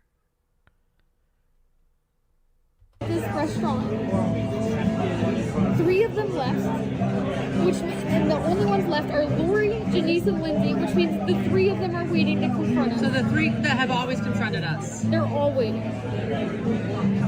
What's next? Do they physically assault me? Because I don't respond to them? You're an asshole.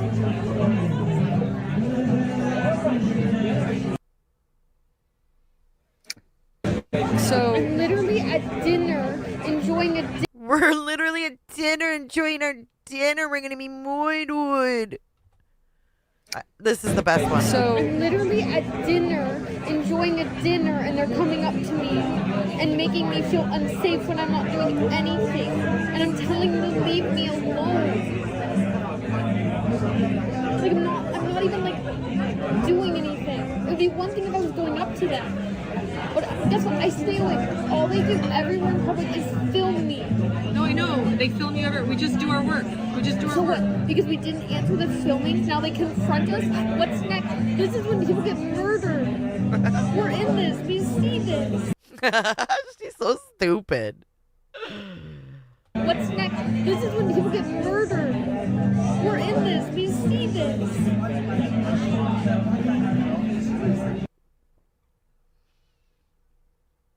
By the 100%, way, Jim. Grayson originally said, please, please, please do not ever show those videos. But because I showed the one at the beginning of this live, she decided to take one for the team and let me show. Oh, is that right? Grayson said, oh, please don't ever show those, even though they were planned and scripted and you asked her the questions and prompted what she was saying. Shut up. For that. So thank you, Grayson. So one other question, well, we'll get to it. Later, the stalker does a TikTok tying herself to this event. We have someone working on a timeline, Llama Pajama, I believe, with dates. I know it gets confusing. Despite not being here in Boise. We'll get to that in a little bit. After hearing about everything, Susu, I called dispatch 911. I called dispatch. I used to be a reporter in Boise too, by the way. I know how it works. 911. I called. After hearing about everything, Susu, I called dispatch. Susu. 911. I called this. Am I wrong? Oh, Lindsay, maybe you can throw some dates in there because it does get confusing with the June and July stuff. Not being here in Boise. We'll get to that in a little bit. After hearing about everything, Susu, I called dispatch 911. I called dispatch. I used to be a reporter in Boise too, by the way. I know how it works. And you being a reporter in Boise has nothing to do with you calling dispatch. You weren't calling dispatch to ask them how to put together a pellet grill. You weren't calling dispatch to see if they needed lice checks. Shut up. Quit making yourself sound so important. And you're not. I just said, hey, it's just weird. I'm just nervous. We were just looking for an escort to our vehicle. And as we walked, and I have the whole thing recorded with Officer Jacobs, because I actually say that respectfully. I say, hey, I know you have body cam footage. Can I also record from my end? And he says, absolutely. So I have the whole entire encounter with Officer Jacobs. That don't worry, we won't play it here. We have so much to go over. But after hearing about everything, Officer Jacob called the on-call prosecutor and took a report for stalking. And I have the stalking number here. And I point out in this declaration that the report will reflect that we had no idea that this group had eaten dinner at the same restaurant that evening, because they all said on their end, we knew that we must have known they were eating inside, that we picked this restaurant on purpose, that we sat by the exit. Actually, no, Lindsay walked directly out. They actually had to turn out of the exit to see, they didn't need to wait. The door was actually on the other side, and they certainly didn't need to come to our table. Some of their group did not. And that Janice was filming outside. So it was, but it reflects that we had no idea that this group had eaten dinner at the same restaurant that evening. The waiter explained to us and the officer that they had been eating inside. I think we never went inside, so we were simply unaware that they were there. However, after that incident, my stalker made a social media video about the incident, claiming that her and her friends were defending Lindsay, my ex-producer, who did indeed receive a cease and desist from me months earlier. And in that video posted on August 8th, my stalker used an audio clip of me from a recent interview I did on July 27th, 2025. Roll it, Grayson. Thank you, Difficult Research, for being here. Oh, Crescent. Love you, Crescia. Thank you. The exhibit is Exhibit God, that makes 17. me sick. We love you, Crescia. Holy fuck. We love you. We love you so much that if you don't agree with us, guess what? We're going to copyright strike your own family's video and pictures. Shame on you, Lauren. Fake bitch. No, Christina was in Europe. Thank you, Difficult Research, for being here. Love you, Crescia. Thank you. The exhibit is Exhibit 17. You know what you know what? Abusers will often create problems to get a reaction so that you look like the problem. She sent my friend, let's call her friend A cease and desist, and then walked right up to her to start talking. Friend A avoided her completely. They work in the same space, so overlap happens. But the rule friend A made was simple. If she talks to me, I will not speak to her back. One night, my friend, including friend A and others, are at a restaurant. They've been there for 2 hours. As they're about to wrap up their dinner and leave, ex-friend walks in and sits by the door with her assistant. It's a choose-your-own-seating restaurant, and she chose to sit by the exit. A friend of mine, let's call her friend B, walks out of the bathroom and sees ex-friend and says to her, "Do not talk to friend A. You sent her a cease and desist, full of lies, by the way, and she does not want to talk to you." Friend B then walks away. Of course, ex-friend is like, "Oh, she can fight her own battles." Well, duh, she can fight her own battles, but you sent her freaking cease and desist full of untrue claims. Exactly. So you're making others fight her battle. Okay? Okay. Hours later, my ex-friend goes to the police claiming my friends were stalking her, even though my friends had been at that restaurant first. For multiple hours had been at that restaurant first. It's like calling 911 on someone for being in the same room you just walked into. That's how unhinged this ex-friend is. Thank you, Maria. Maria says, so in other words, what's up with that Freddy Krueger sweater? Dear God, don't let her fall asleep. The stalker ties herself to a group bullying campaign. Whether or not it did it again. She was in town, she is letting it did it again. Me know parent. that the reason no, they're doing this is because I sent their friend who was employed by me. I paid a lot of money to a cease and desist. Why would you say that? If an employed by me, I paid a lot of money to. It doesn't matter how much you paid her. So you're cheap.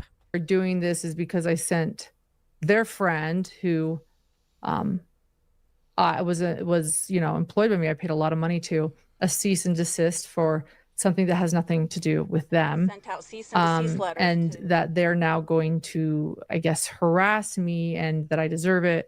I don't know. We called the police for an escort to our vehicle, and rightfully so. For an escort to our video? We called the police so we could get it on video. That's what you wanted to say, isn't it? Listen to that part again. We called the police for an escort to our vehicle, and rightfully so. That's not what you did, though. The police didn't escort you to any vehicle. You lying liar who lies. You were stalking them. And again, the fact that they said, stop acting like nothing's wrong. I don't. And thank you to the person who said, stop saying, I don't know what I did. Start saying, I did nothing. I have not done anything. Thank you for correcting me on that. When stalking happens, you start to doubt yourself. Oh, please. Trust me. I sat in tears going, what have I done? And like, whoa, am I missing something? Nobody has ever been able to clarify. I think I said, what did I do to them? Like, I haven't done anything because I have not done anything. No, you set that whole thing up. I have not done anything. Liar. Set up the whole Boise incident so that she could play victim. Just like this. On July 29th, 2025. This is going to be, by the way, a hot mic 18. On July 29th, 2025, my stalker also posted another video of my voice. And this is interesting, actually. I was is caught really on a interesting. hot mic and long crime. What was it after? It was after Lori Daybell's sentencing. I said nothing wrong. In fact, I didn't even think there was a hot mic. I leave it to me, not even thinking of hot mics. What I said was okay. In fact, I remember thinking after, I'm like, oh, well, I'm good. I'm safe. Grayson is the one that you hear in the background going hot mic. And until the moment she said hot mic, it didn't even occur to me. I was like, oh, okay. This is her TikTok. We'll watch the unedited version, the authentic version after. But here is on August 6th, my stalker publishing a video with photos. Oh, no. Take that back. On July 20th, this is my stalker. She said August 6th first. August 6th, my stalker. Video with photos. August 6th, my stalker publishing a video with photos. Oh, no. Take that back. On July 20th, this is my stalker posting another video of my voice, which is this hot mic, unedited. I noticed she likes you. She came over. And she even came to me after, and she said, "Thank you for being so kind." Yeah, and then she was very open to me asking anything. Hear that voice like this? That's the girl who offered up her womb. Can you imagine that voice in line at the Daybell trial?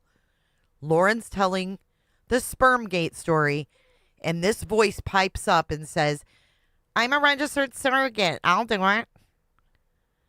Wild. But here they're talking about Summer Shiflett. Summer Shiflett is Lori Daybell's sister. Summer Shiflett did not kill anyone. Summer Shiflett didn't do anything wrong in this case, okay? But that's who they're talking about. Here we go. Unedited. I noticed she likes you. She came over. And she even came to me after, and she said, "Thank you for being so kind." Yeah, and then she was very open to me asking anything because she knew I was kind to her.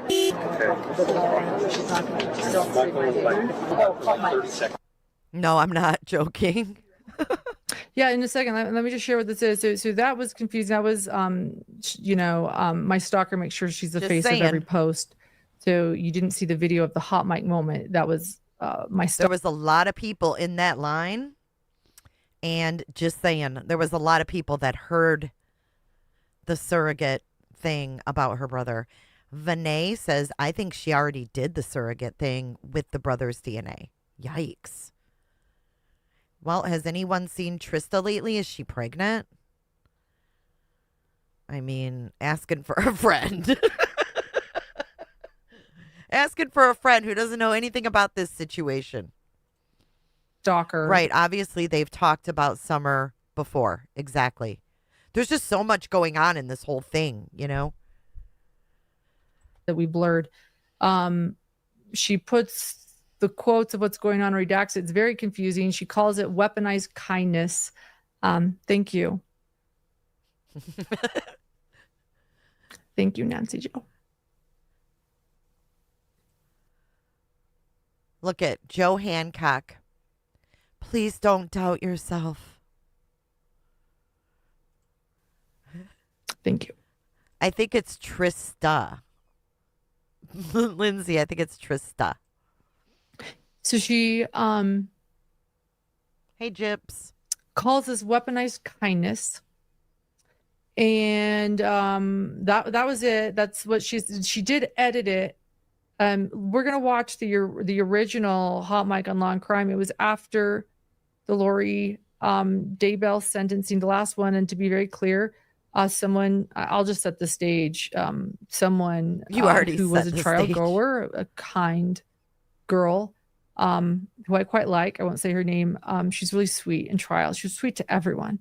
And I noticed that she was actually across the room talking to Summer Shiflett, who is Lori Daybell's sister. I actually thought it was really sweet that they were talking. I noticed that from I the think back this is going to be row her, where the Lindsay. media sat. It's a good view of everyone from the back row.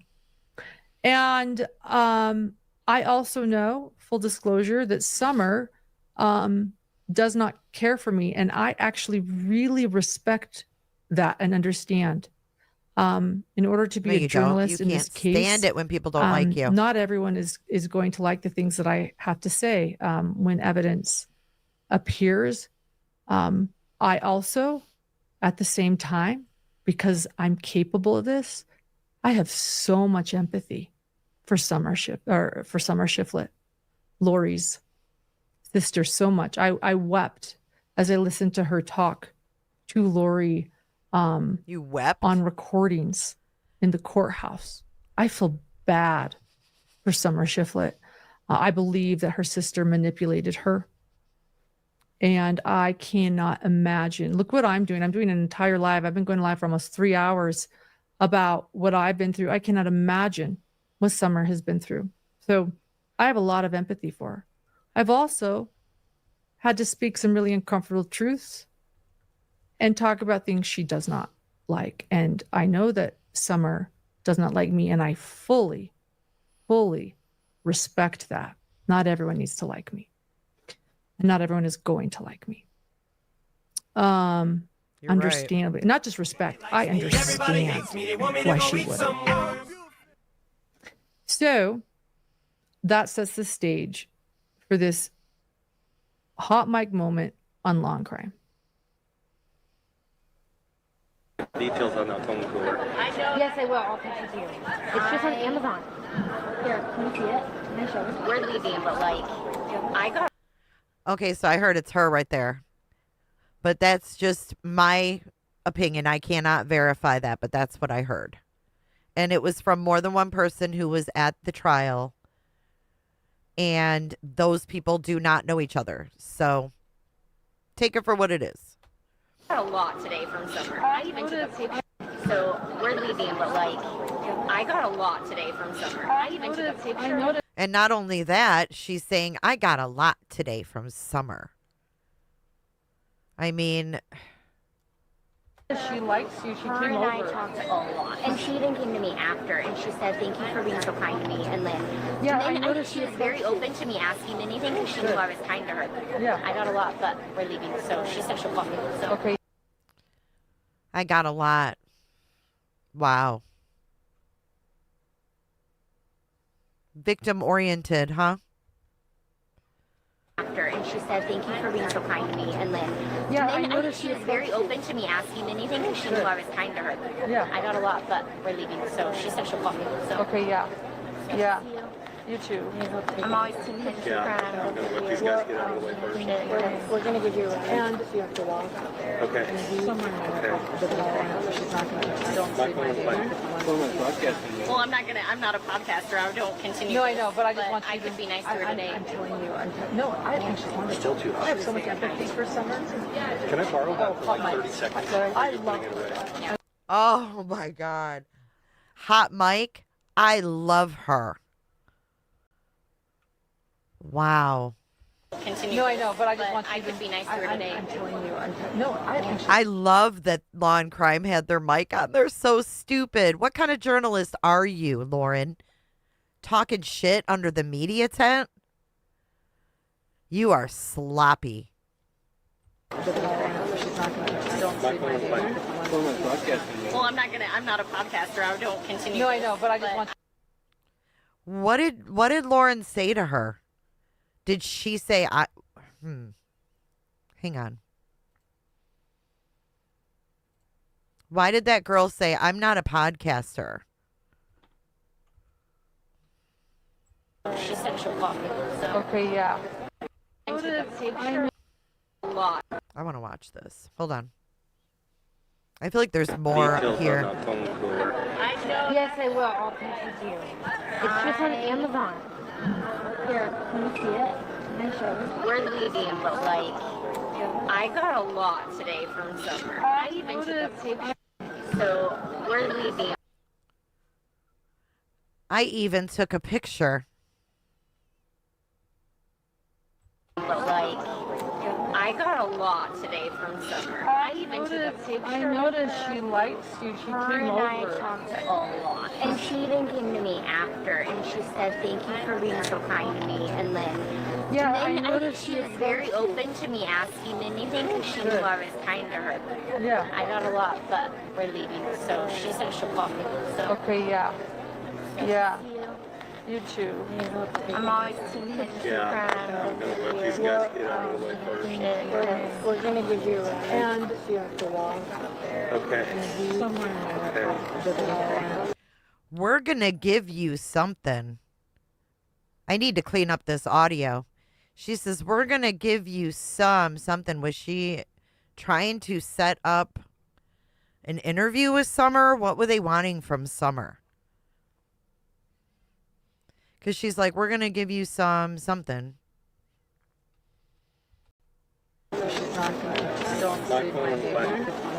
Don't say my name.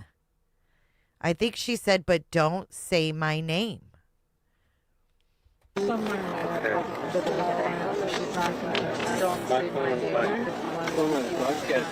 I'm not a podcaster. I don't continue. No, I know, but I just want I could be nice to her today. I'm telling you. I think she wanted. Still too hot. I have so much empathy for Summer. Can I borrow about hot like mic. 30 seconds? I love her. I love Very Summer. nice. She's incredible. Are you going? Ooh, that did not age well.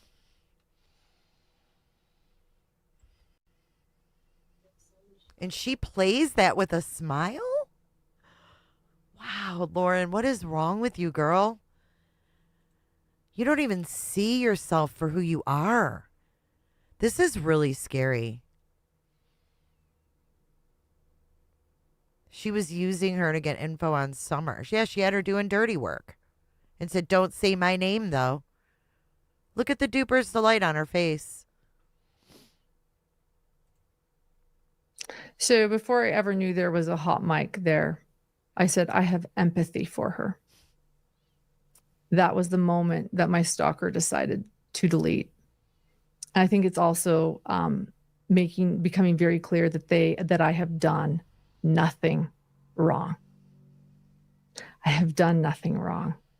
They are looking for anything that I have possibly done, and they find a hot mic moment of me where I still don't do anything wrong, and they edit it to call it weaponized kindness. It's just fascinating. It's a fascinating thing to watch. I'm like, it's quite fascinating to watch because you guys got caught. Oh, I don't tell her my name. Oh, I love her. I'm good. On August 6th, this is when things got serious. So on August 6th, this has been going on for how many months now? 3 months? Like every other day? August 7th was when she posted the pictures of Kay and Larry with her and John and the kid. People reaching out, by the way, when you say just don't get on, people are reaching out. They're letting me know. They're seeing these TikToks. They're sending them to me. I did delete TikTok on my phone. I said, don't tell me anymore. People were sending them. People were telling me. And then all of a sudden I realized. I thought nobody was reaching out to you. I thought you were shunned. I thought nobody was talking to you.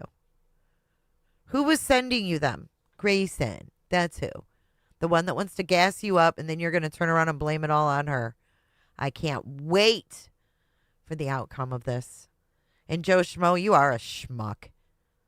No forgiveness for that. No forgiveness for being a middle-aged man buying a 24-year-old shots and walking around filming a mother of 4. No. You don't get free passes for that. When someone shows you who they are, believe them. This isn't something minor. This isn't something like, oh, maybe he just spoke out of turn. No, this is a character thing. Definitely a character thing. Remember on Web Sleuths? Shh. Him and Megan? Yeah. No, don't forget. Listen to your gut. Listen to your gut. She cut out Christina's name. I have to collect evidence. So I was watching them. And every other day, there was a new TikTok It was incredible. There are so many. And then so we're not even touching the surface here. On August 6th, though, things took a new turn for me. I kept ignoring it. That's what I do. Just ignore it. Nothing's wrong. Just do what we do best at Hidden True Crime, make good art. We've done nothing wrong. We're good people. We just keep doing what we do and make good art. That's what we say at Hidden True Crime, make good art. Shut up. You don't make art. We are you make true crime videos. We care. Keep going. You don't keep care. moving. But on August 6th, 2025, my stalker published a video with photos of my husband's website talking about my husband. Do you want me to Things my ex-friend uses as almost street cred are her husband's Maybe credit. pause it. This is all true. Okay, we'll go back to the beginning of that. Yeah, let me finish. There was more. My husband, John, you guys know him as my co-host, is a clinical and forensic psychologist. He's licensed in both Utah and Nevada. My stalker in this video questioned his credentials and spoke about calling UNLV, where my husband is an adjunct professor. So now we're calling my professional contacts and journalists, and now reaching out to anyone that gives me a platform, making people nervous about, platforming me. And now we're calling my husband's workplace association, because it's actually even more incredible than my husband being an adjunct professor, and he has been there for well over a decade. He does it voluntary at this moment. Wait, he does it voluntary. In other words, doesn't work. But let's mark off UNLV for another double lingo.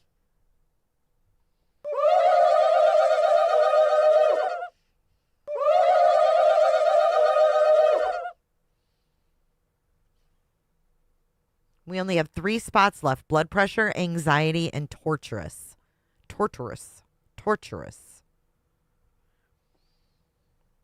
This is when John got pissed at Lauren, moderator. Makes sense. Pizza the Hut. Addressing it. I saw her double it down in her comments. Like, I want to know more from this person. I was like, yikes. I've been around these streets a long time. I've been trolled a time or two. I saw that right off the rip. And if that's who Grayson called for crisis management, ooh-wee. Not a good choice. He is, at this moment, he is supervising a doctorate student, which is what adjunct professors do in the clinical psychology department. He does this voluntary because he cares about education and the psychology field. He knows he has so much to offer, and students every year are so grateful to have been supervised by my adjunct professor husband who does this out of the goodness. By my adjunct professor husband who does this out of the goodness of his heart. Shut up. Why don't you tell us what nonprofit he worked for out of the goodness of his heart? Wouldn't that be some kind of information we'd like to know? Chat? I'll wait. By my adjunct professor husband who does this out of the goodness of his altruistic heart. And so my husband, John, and yes, he has a PhD in psychology. He's a marriage counselor. And you guys are going to love this. We're going to just say this before because it's so funny. So most people know what a PhD is. My stalker does not. So let's make it very clear here. A PhD. Oh, he is Mormon? Is a doctorate of philosophy of the subject you choose. So anyone with a PhD has a doctorate of philosophy in. So my husband has a doctorate of philosophy in psychology. These people are digging so hard because my husband had such a limited profile online. When I was dating him, I couldn't find anything. He's so private. Okay. They dug up his commencement program to try to find anything wrong. Good These for them. people are dead. No, they're not desperate. They want some fucking proof that he's what he says he is. Desperate to find something wrong about now, not just me, but my husband. No, people are saying Joe Schmo is Mormon, not John. Not John. Husband, my sweet husband, who never wanted to be on YouTube and is now taking a back seat, and now you know why. No So one let's cares. Listen to this. Bye-bye. One of the things my ex-friend uses as almost street cred are her husband's credentials. She claims that he is a criminal psychologist, a forensic psychologist, and a clinical psychologist. He has a psychology license. I need more water. I found that. That's a fact. She also claims he's been an adjunct professor at UNLV since 2007. Because this involves other people and I'm Just trying give to me figure out what's fact versus fiction, I decided to call up UNLV and see if Dr. So-and-so has been an adjunct professor since 2007. No, you have no records at all working for UNLV? No. Okay. Well, I find a paper online that shows that he's willing to supervise PhD students doing their thesis project. My question is the man who got his PhD in philosophy, not psychology, philosophy, got his master's degree in marriage and family and child counseling, that does not have his PhD in psychology, then able to call himself a doctor of psychology or able to supervise doctorates in psychology when he has his doctorate in philosophy. I did have to giggle by someone that said, oh my gosh, she's an idiot. But no, you're not giggling. You're not giggling. You're getting in front of something. If he was legit, you wouldn't even bring this up. It wouldn't be a factor. If she called and he actually worked there, they would have verified it and it would have been a nothing burger. But guess what? You're trying to get in front of something because you know what? I think you're lying and I think he's lying. And I don't know who started lying first or if you guys met each other and decided to lie together. Because don't forget, in the book, it said when they met, John said this could be a good business. Philosophy. I did have to giggle by someone that said, oh my gosh, she's an idiot. But you said it, not me.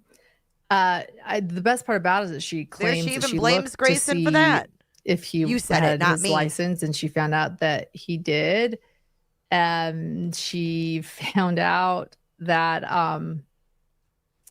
she found information about him supervising students. I'd like to know if this is even legit. Who got this letter? September 20th, 2025. This looks like it was typed up on Microsoft Word. Did you guys type this up? Grayson, did you type this up on Microsoft Word? Why is Michelle's link so blurry? Look at that. Look at this. This looks like it's fabricated on their letterhead. Look at this. Look how blurry it is. Why is it so blurry? Digitally signed.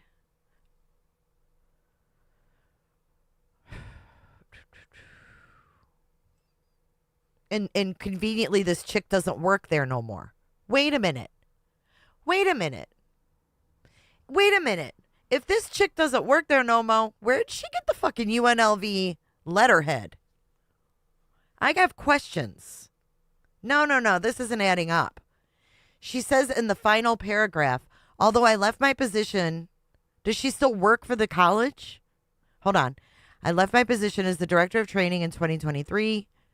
I am aware that Dr. Matthias has continued to supervise advanced doctoral level students as recently as this semester under the supervision of the current associate director of training for the PhD program. Because of his recent and ongoing professional relationship with UNLV's clinical psychology PhD program as an active and valued clinical supervisor and mentor, he would remain eligible for continued recognition as an adjunct assistant professor in the Department of Psychology, College of Liberal Arts for 25-26.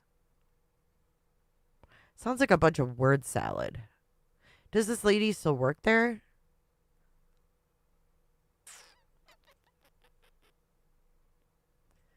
She's the assistant vice president of mental and behavioral health and executive director of the UNLV practice. I can't fucking read that. It's too small. My eyes are crossing, but it wouldn't surprise me if this was actually forged. Why would it say to who it concerns, too?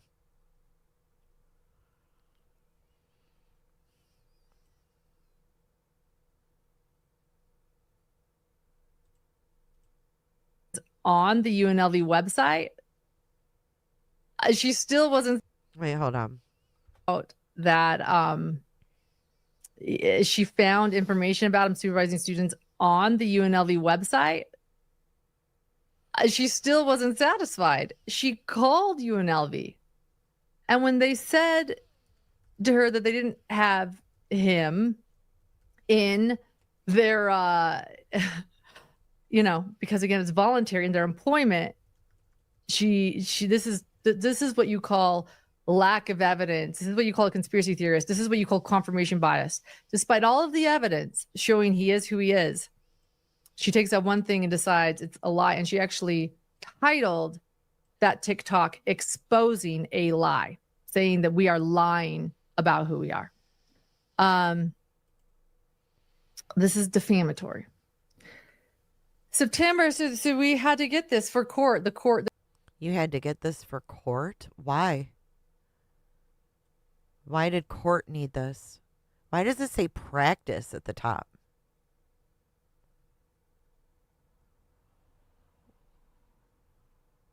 Does that even make sense? Why would it say practice and then Institute of Mental and Behavioral Health?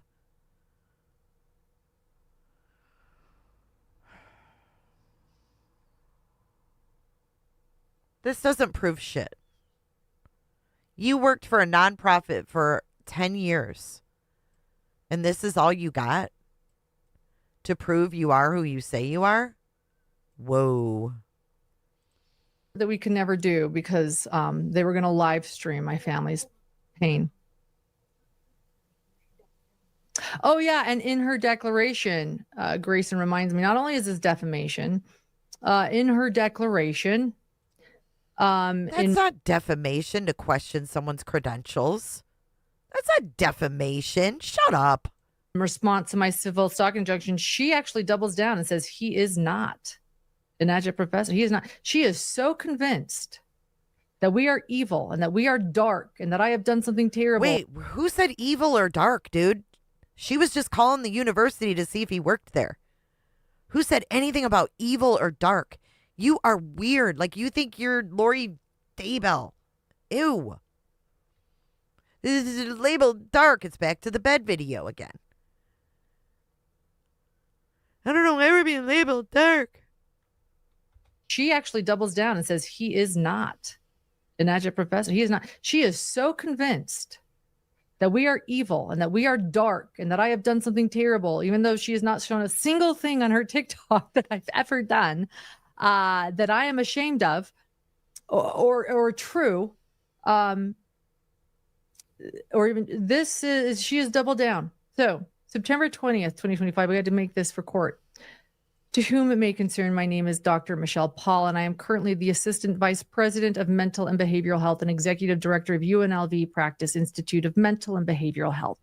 In addition, in service of its mission to address Nevada's mental health crisis, UNLV Practice houses an interdisciplinary training clinic that offers services to campus and community members. Previously, I served the UNLV Clinical psychology PhD program as a community clinical training sites during my tenure I don't believe this. as the ADCT. I became aware of Dr. John Matthias and his interest in developing a practicum site for the university where he worked at Family and Child Treatment FACT as a clinical director. I interviewed Dr. Matthias on and or about 2007, and he agreed to be accepting. He agreed Wait, to what? begin accepting FACT as a clinical director. I interviewed Dr. Matthias on and or about 2007. 2007? And he agreed to be accepting. He agreed to begin accepting, supervising, and mentoring advanced level doctoral students into the newly developed practicum placement at FACT around that same time. As a consequence of his service to the community and is typical of psychologists overseeing advanced practicum placements in. Did she say that, DP? Make or get? I'm going to have to go back. Let me turn on captions again. Sorry about that.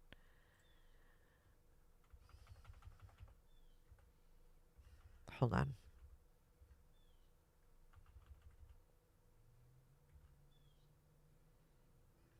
September, so we had to get this for court, the court that we could never do because we had to get this for court, meaning like request it or something. And community members. Previously, I served the UNLV clinical psychology PhD program as a community clinical training sites during my tenure as the ADCT. I became aware of Dr. John Matthias and his interest in developing a practicum site for the university where he worked at Family and Child Treatment FACT as a clinical director.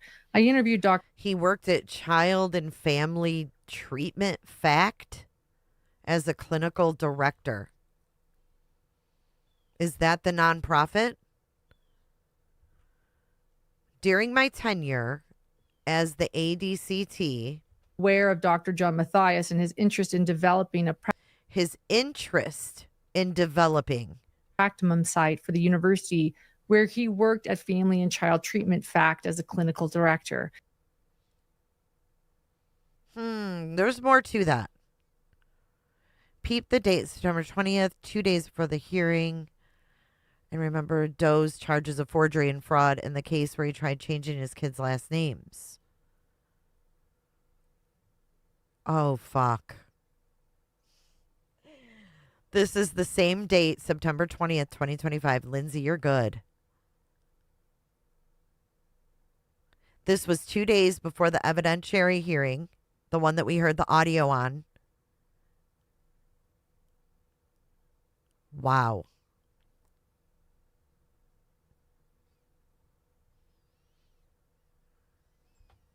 I interviewed Dr. Matthias on and or about 2007, and he agreed to be accepting. He agreed to begin accepting, supervising, and mentoring advanced level doctoral students into the newly developed practicum placement at FACT around that same time. As a consequence of his service to the community and is typical of psychologists overseeing advanced practicum placements in collaboration with the clinical psychology PhD program at UNLV, I recommended him for, and he was conferred the title of adjunct assistant professor in the Department of Psychology, College of Liberal Arts on or about 2012. This recommendation was made after several years of committed service to our doctoral students, the university, and the community. It is worth pointing out that his position of adjunct assistant professor of psychology was considered a volunteer position, which is consistent with UNLV policy for adjunct professors in the community. This is what he is. That's what an adjunct professor is. And although I left my position as the director of training in 2023, I'm aware that Dr. Matthias has continued to supervise advanced doctoral level students as recently as this semester under the supervision of that doctor, whose last name I don't want to butcher, the current associate director training for the PhD program. Because of his recent and ongoing professional relationship with UNLV's clinical psychology PhD program as an active and valued clinical supervisor and mentor, he would remain eligible for continued recognition as an adjunct assistant professor in the Department of Psychology, College of Liberal Arts at UNLV for the academic year 2025 through 2026. Hey, Emmy. And by the way, can I say something too? I just want to point something out. Wait, am I there? Can people hear me? Okay. At any point, some of you are saying, why are you only telling me now? Because I am not who she is. I do have a platform. She doesn't. She's not a true crime creator. I do. I have a platform. I've got hidden gems. I realize that at any moment I could have. I have a platform. I have hidden gems. Come on here and blasted her TikTok and assume that many of you would feel the same way I do.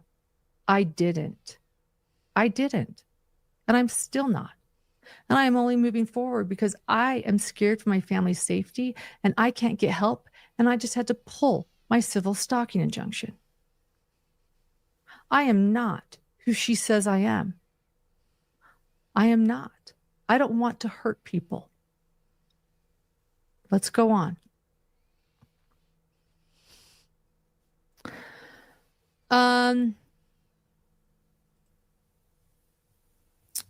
That changed things for me, by the way.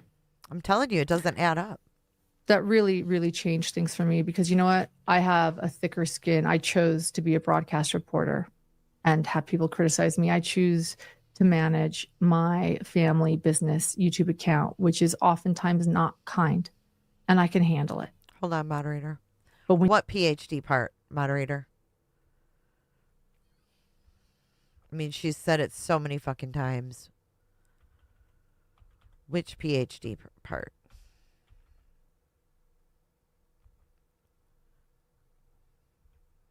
This part? Of Psychology, College of Liberal Arts at UNLV for the academic year 2025 through 2026.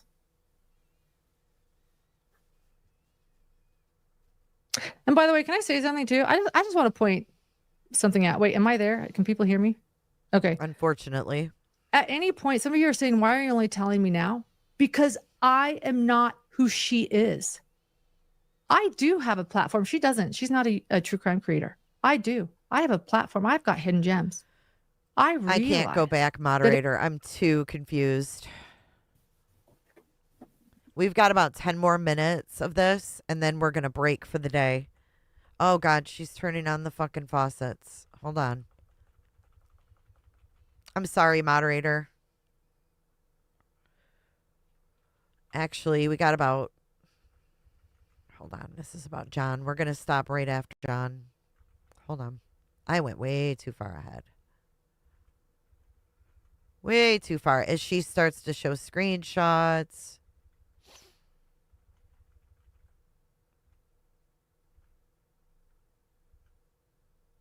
Okay, here we go. She has thicker skin. That really, really changed things for me because you know what? I have a thicker skin. I chose to be a broadcast reporter and have people criticize me. I choose to manage my family business YouTube account, Stacey. which is oftentimes not kind, and I can handle it. But when you're going after my husband and his life work, this is when things started to take a turn for me. I knew I needed John help got pissed because they were never going to stop. And by the way, we're not showing you all the TikToks. Every other day, guys. Every other day, TikToks about me and our business. Hidden True Lies is what they call me. Never showing anything substantial, just tormenting me, mocking me, criticizing me. And what this is, it's coercive control and intimidation. That's exactly what this is. That is what this is. You can say whatever it is. This is a TikTok every other day, every few days, trying to expose me of something I've never done, trying to hurt me, trying to burn. This is a quote. We're going to get to it. My faults. Burn her fucking false kingdom to the ground. Every other day is painful. But I just kept going on, not doing a thing until this. And things changed for me. Because now it's escalating. Months later, it's escalating. They're now now they're including my husband. He definitely didn't do anything. On July 29th, we did that one. Like, that's going to harm his career that he's volunteering for just because someone called. He's assistant. He's called upon when needed, but very little contact with the university. They keep things clean, green-eyed. Yeah. Good catch. One, thank God, goodness, because we got to hurry. She said, thank God, and then changed it to goodness. August 13th, my stalker posted screenshots of our correspondence from April. I already told you guys about this correspondence. Nothing's wrong with it. On August 13th, my stalker posted screenshots of our correspondence from April in which I clearly stated I felt threatened. Once again, showing no regard for myself or my safety. And you can share this if you want.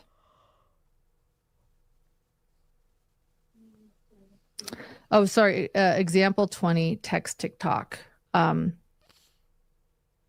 These are texts I'm not ashamed the of. fastest friendship crash you've ever seen.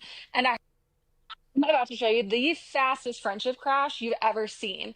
And I have the receipts because contrary to what the Nevada Police Department would like you to think, it is not illegal to share screenshots. What's the Nevada law? Let me see if I was just doing some searching, because here's the thing. I'm a patrol officer. I'm not going to toot my horn and say I'm a best detective or anything, right? So I did do my due diligence and do some searching as well. So I didn't copy everything because there's so many laws that we just don't know about. It started in the morning after I confronted her about all of her lies. Love, apologies, self-reflection. Barely an hour later, full-on love bombing. I'm their ride or die, the best person they know. And then that night, out of nowhere, boom, I'm accused of something I didn't do and threatened with legal action. Here's the deal. I didn't tell or talk to anybody about what we talked about because I had a legitimate feeling that she was going to pull this crap. This was a control tactic, and now I know the signs. And you do too. So there you go, continuing showing what I've done. A fastest friendship crash ever. You guys, I'm not a fastest friendship crash ever. It was you love bombing and then chewing her ass out. What are you talking about?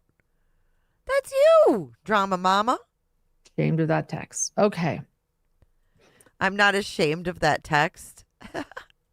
And by the way, the police James. officer made sure to state the laws in his police report that he didn't answer to her on the phone. After that date, August 13th, she has continued. I just pinned the Cooter chat link if you guys would like to send a Cooter chat. I appreciate your support today. Really, I do. Thank you for being here. And if you haven't hit the thumbs up, if you forgot, take a minute right now. Posting more social media videos about me. Presently, she has posted over 50 TikToks and 33 Instagram posts about me. She continues to share my voice, my photos, and she uses search engine optimization on these platforms using a hashtag Lauren Matthias. So that if you look up my name, her videos come up. Her group of friends continue to comment and harass. Purple. Not only has she contacted UNLV, where my husband supervises students and is an adjunct professor, as well as John DeLynn, whose email you saw. She has also, thanks, Andrea, or made sure that somebody contacted John DeLynn. She has also contacted the producer, and I learned this directly from the producer, of a national news show, advising them not to work with me or other colleagues of mine. You're so stupid. You're so stupid. And any other colleagues in mine. 3:05 on the dot. She says make. All right, I'll go back. Hold on. Of a national news show. Watch. Advising them not to work with me or other colleagues of mine. She's so dumb. Oh my goodness. Okay, let's go to 3:05 real quick. We're at 3:13:21. We're at 3:13. Let's go to 3:05. Let's see what's happening here. Let's see if she says make. All right, here we go. Or even this is, she has doubled down. So September 20th, 2025, we had to make this for court.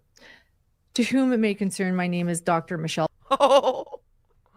Oh my God. DP, you are amazing. That is one hell of a bing bong. Bing bong. Dude, she just said we had to make this for court. I am so done with this chick. 20th, 2025, we had to make this for court. She just told on herself. This is crazy. Good catch. Or true, or even this is, she has doubled down. So September 20th, 2025, we had to make this for court. To whom it Wow. Marty says Lauren mispronounces nuances a lot. She slurs is what she does. We had to make this for court. Wow. You would never say that if you had to get it from the university. You'd never be like, we had to make this for court. down. So September 20th, 2025, we had to make this for court. To whom it may concern, my name is Dr. Michelle Paul, and I am currently the Assistant Vice President. I cannot. That was an awesome catch. Hey, dripping trash bag. What the fuck? Do you guys want to watch that whole little segment right there? It's pretty telling. Okay, let's go back. Like 15 seconds. Evil, and that we are dark, and that I have done something terrible, even though she has not shown a single thing on her TikTok that I've ever done that I am ashamed of, or true, or even this is, she has doubled down. So September 20th, 2025, we had to make this for court. To whom it may concern, my name is Dr. Michelle Paul, and I am currently the Assistant Vice President of Mental and Behavioral Health and Executive Director. She said make. I would say get, request, to whom it may concern. I don't trust it. She don't think anybody will go that deep, probably. I don't know. I don't trust it. And let me know, please. Please.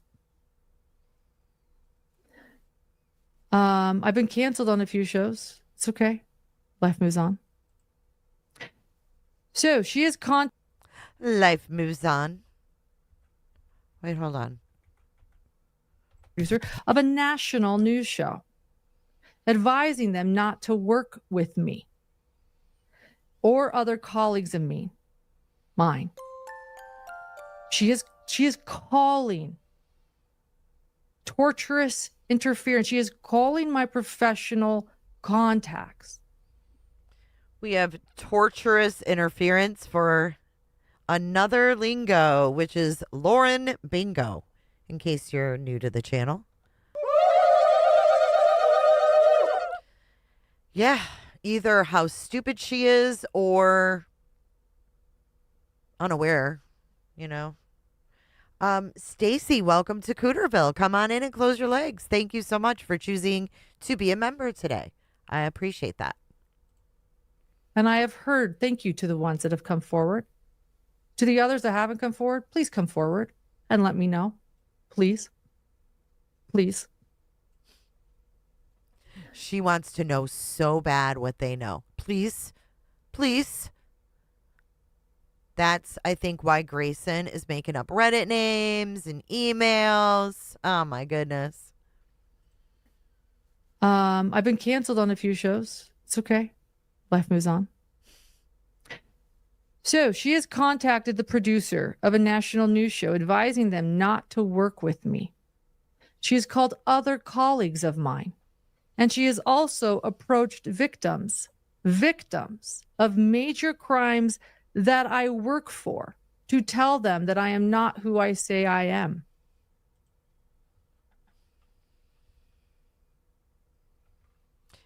She's approached victims of major crimes that you work for. It's hard to believe. Thank you, Galen. That's a really good point. I was kind of trying to put that timeline in my head, too, of the St. George, the Strive, and then he's working at UNLV. Like, where are you? Are you in St. George? Or are you in fucking Vegas?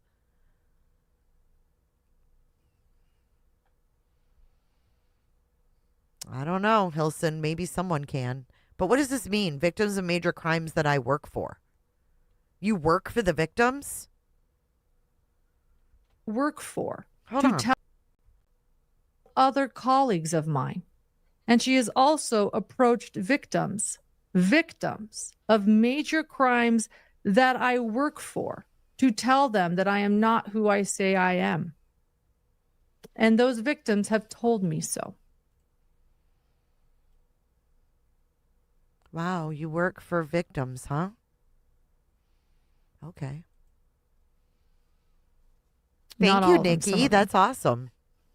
She has become entirely obsessed with me, doing anything she can to make me feel unsafe and fearful. Again, coercive control as well as intimidation. She has done the same now with my Hey, Paul. family and producer. My producer is so fearful that she had to see a psychiatrist to get on medication for anxiety, as well as medication to simply be able to sleep at night. My husband's blood pressure is far higher than ever, and doctors are concerned about his health. Thanks, turd. He is not sleeping due to fear and anxiety as well. And we do have an exhibit of that. I don't know if we have it.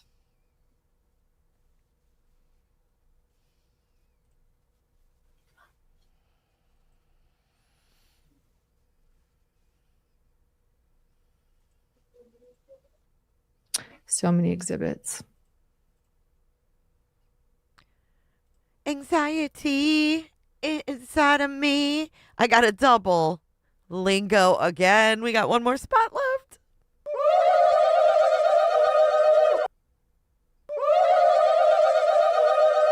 Did she say blood pressure? I missed that one too. So many exhibits. Did she say blood pressure yet? She did. Woo! We got a full board, y'all. Don't forget to leave the salt on the counter for the elf on the shelf. We cleared the board. Wow. Wow. Thank you so much, guys. That was fun. Jammers. Ooh, ouch. Gray Bay.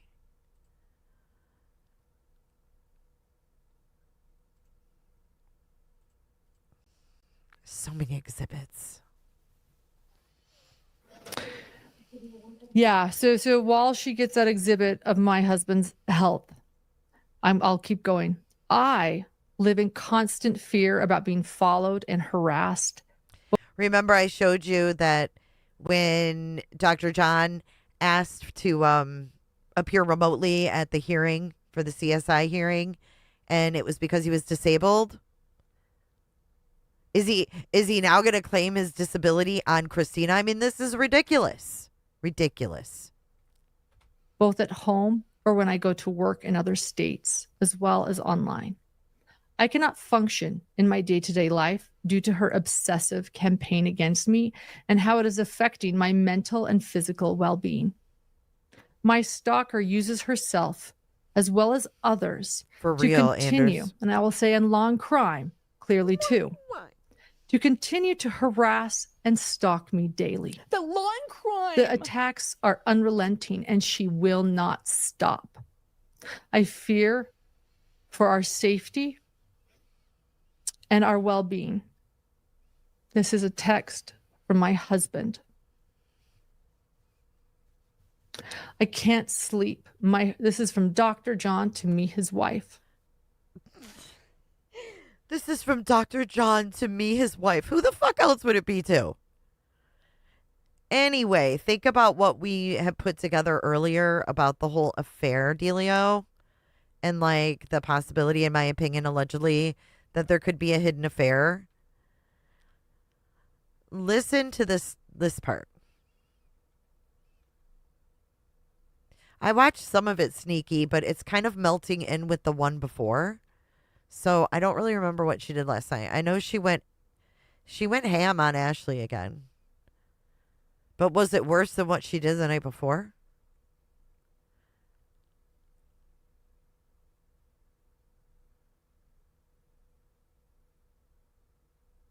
Oh my God, Paul Sorensen. What? Melanie Gibb. She picked the Warlocks over you? I can't sleep. My heart is racing. I'm a mess. I don't think I can do the meeting tomorrow. I'm probably in no condition or mood to film the next week either. This shit is a life destroyer. Listen how she's reading it. She's reading this in John's voice. This shit is a life destroyer. Listen again. My heart is racing. I'm a mess. I don't think I can do the meeting tomorrow. I'm probably in no condition or mood to film the next week either. This shit is a life destroyer. I hope I don't have a heart attack over all this bullshit because I can't calm down at all.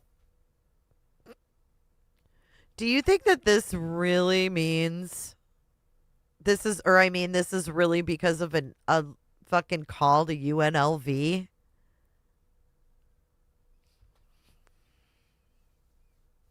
None of this is good news. I feel like we are back to square one where we started. I will try to go back to sleep if I can. Back to square one where we started. What? When you met and said, hey, this could be a business. The date of this is, let's see. It just says today. Today. There's no day. It just says the day. I can't sleep. My heart is racing. I'm a mess. That sounds like a man who just found out his wife was, didn't have him closed. That just doesn't seem like something that would make you say, I can't sleep. I can't do this. I can't do that. Like, what? Okay, someone called and asked if you worked there. If you work there and it's legit what you told people, then why would you not be able to sleep? I'm telling you. It's like a guy who just found out his wife hasn't been honest with him. I'm going to say it that way. Because I don't have proof there was an affair. But it sounds to me, and he's like, none of this is good news. Like, I hope I don't have a heart attack. My heart is racing. I'm a mess. I mean, what the fuck? I think I can do the meeting tomorrow. I'm probably in no condition or mood to film the next week either. This shit is a life destroyer. I hope I don't have a heart attack over all this bullshit because I can't calm down at all. None of this is good news. I feel like we are back to square one where we started. Yeah, why is he? I will try to go back to sleep if I can, but it seems unlikely at the moment. I hope you can get some rest or are resting. This is so cringe.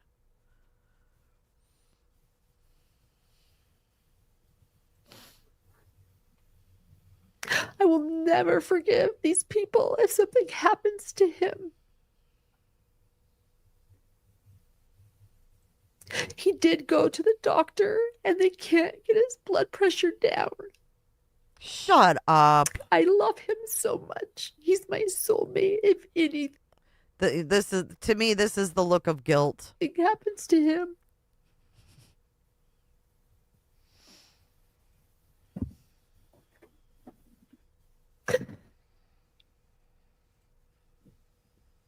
every day, it feels like the walls are closing in and there is no escape from these terrifying and obsessive, unrelenting attacks on us, our reputation, and our work. I feel threatened and endangered 24/7. I cannot continue to live in fear every single day, wondering what will happen next. The stress of this has already caused many dangerous health side effects for my husband and for myself and my family and my producer. It's positively malicious, as I have already described in painful but important detail. I am fearful of how far she will continue to take things if the court does not step in and help me and us. I need the social media attacks and cyber stalking to stop. She has contacted people I work with, harming relationships with no basis. I need to be able to show up to work and work events without being fearful of my safety and confrontations.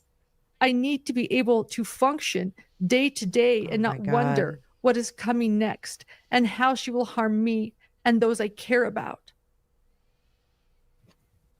Signed, August 27th, 2025. That stalking injunction, temporary stalking injunction, was approved. It took a very long time. Usually that happens in a couple days. It happened. And I don't know if we don't need to read that, but it was over CrimeCon. And she was not supposed to attend CrimeCon where I was going for work. Shut up. And where I was attending the Clue Awards to celebrate the Delphi victims getting a crime fighter award. I wanted to feel safe. I wanted to feel peace. I wanted Grayson to feel safe and to feel peace. And I wanted the post to stop. And so she was supposed to stop the post and not attend CrimeCon. That's where we're going to stop. Okay, we are at 3 hours and 20 minutes, right where I planned on. Woo-wee. Good job on the Linko board, guys. Let me come over to chat and chit-chat with you guys for a moment. Let's do this. We'll do this. We'll do this. All right. Let's end our poll and see where we stood on that one. This was, are you a former sub of Hidden True Crime? 74% of you said yes, and 26% said no. 74% of you. I guess what I'm going to have to ask tomorrow is how many of you knew about me before you know what I mean? Like, how many of you are new to me? Thanks, Naz. Good to see ya. So how do I look up that letterhead, you guys? I want to look that up really quick. Hey, Joan of Arc, I'm glad you got some shit done. I got absolutely nothing done. I got to still eat, and I got to wrap some gifts.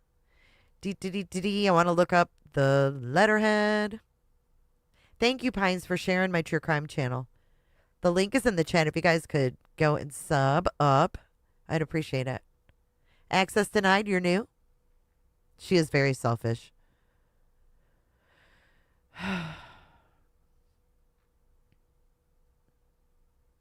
I'm trying to see what I can look up. Hey, Carpenter. New from Lehigh, Utah. Good to see you, dude. Thanks, Desire. Oh. Melissa Hex, thank you for 19 months. Thank you for everything you do, too. For being here moderating and for being you. Thank you, Melissa Hex. I'm waiting for moderator. Okay, I'll try it. Okay, what was the... Pamela, thank you for becoming a member. UNLV letterhead. I know, but I want to...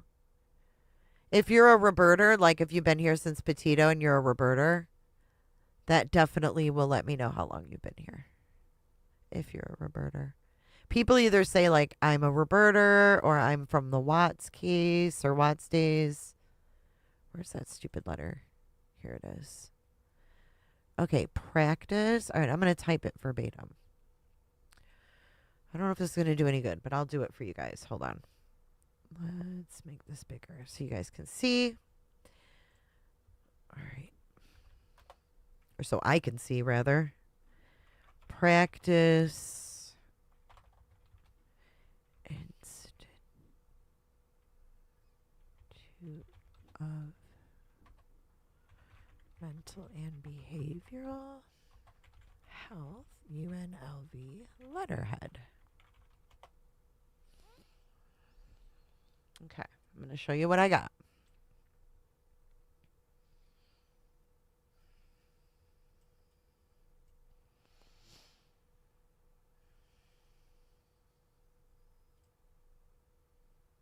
This says UNLV practice.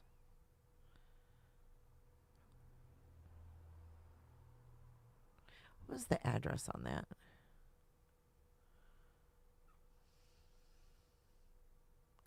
Nine.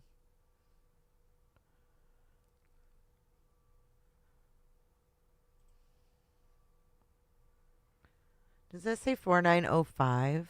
Hold on. This is all jacked up. Does it say 4905?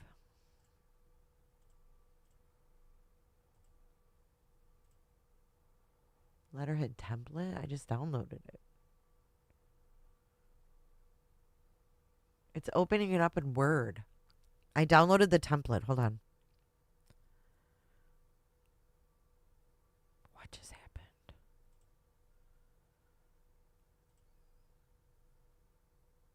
How do I show you this?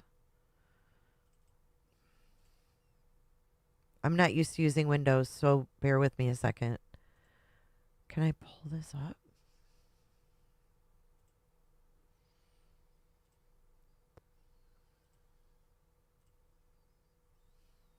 Right here. It pulled this up like in Word.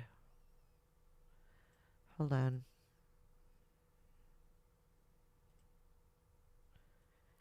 See, it pulled up this template in Word where I can type shit in.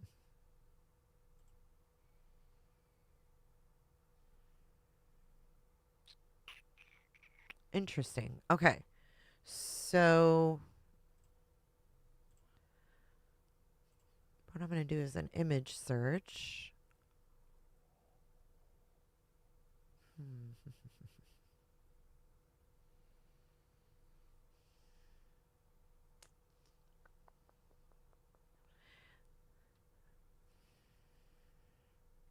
I think they wrote it in Microsoft Word, you guys, because like I obviously don't pay for it, but you can. Let me pull up the one. Let's do a side by side. Want to?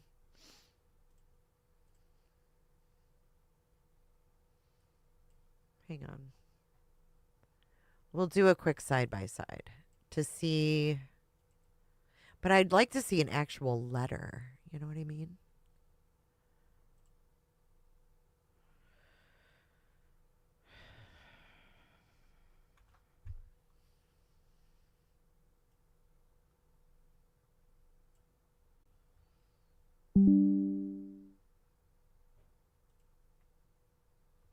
Okay, give me a second. I'm going to pull it up.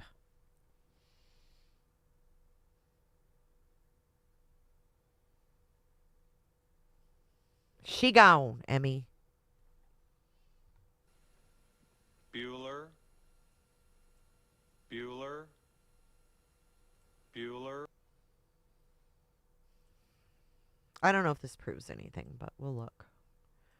Okay, so if you look at the top of this document,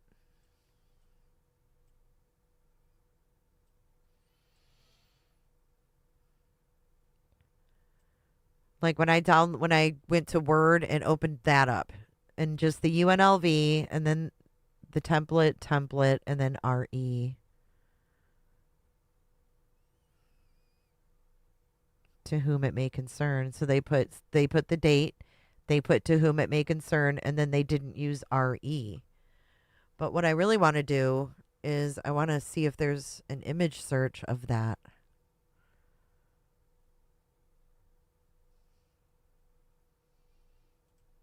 See, like their Facebook does not have that logo. Let me show you their Facebook. Oh, you emailed them, moderator? Perfect. Perfect. Then I don't have to mess with this. Did you see the round one, moderator? Let me check my email real quick. I'm seeing a round one, and it says UNLV practice. But, I mean, they could have several different logos, too. Google UNLV logo and letterhead. Okay. UNLV logo and letterhead.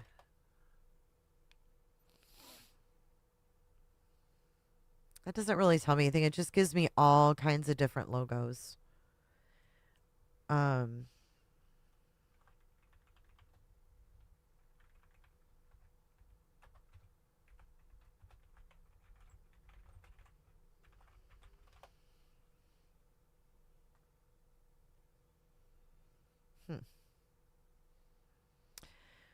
See, when I pull up, let's get out of this template.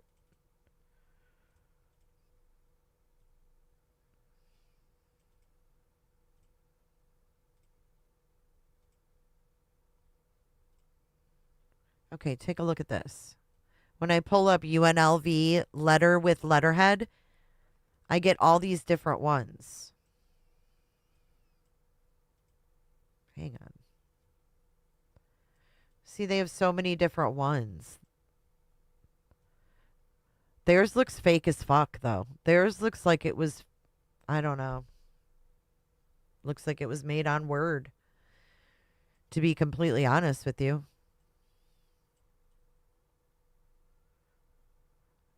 See, look at.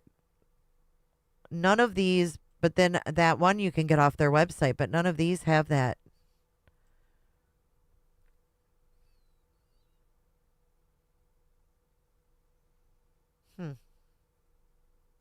See, like this one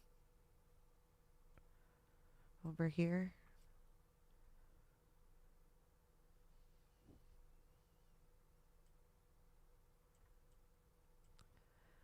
I just think the very top looks cheesy. Like what I don't trust on theirs is where it says practice up there.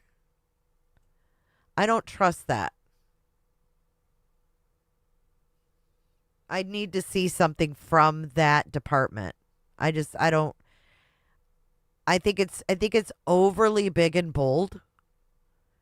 And I think it's done that way for a reason. I just don't think that looks legit, but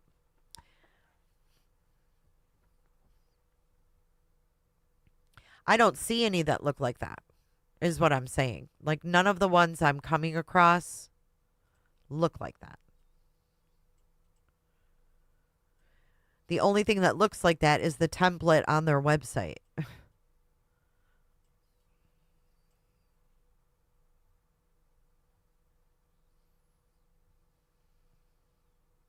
Like, even this. Look at this one.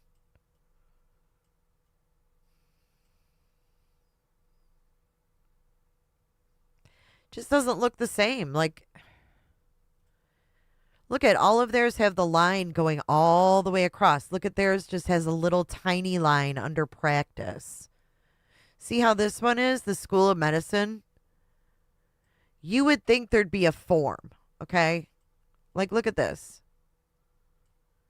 Look at the practice up there. You would think it would be written more like this, and that little line would go all the way across.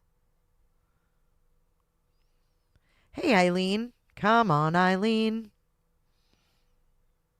Yeah, they could have downloaded that from the website is what I'm saying, and then put that above it because that doesn't look legit.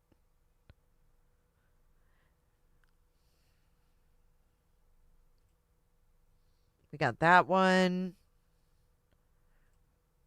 That one. That one. The more you look at these, the more fake theirs looks to me. Here's the School of Law. I mean, that little line underneath UNLV and the header, their little line is like so tiny. Why is it so small? Her signature is digital down at the bottom. Yeah, look at the margins. Oh, but maybe that's me, though. Nope, that's how it is. Yeah, the margins are weird as well.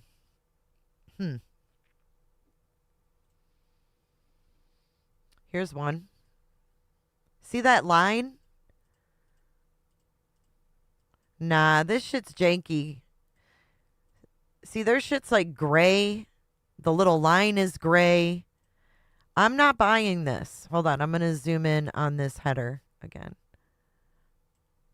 Look. I think the UNLV and the date in that is legit because they probably got it from the website. I don't see anything that says practice at the top. I see Office of Admissions. Here's one from Office of Admissions. Office of the Registrar or whatever. See that? None of it looks like the others. This one says Graduate College.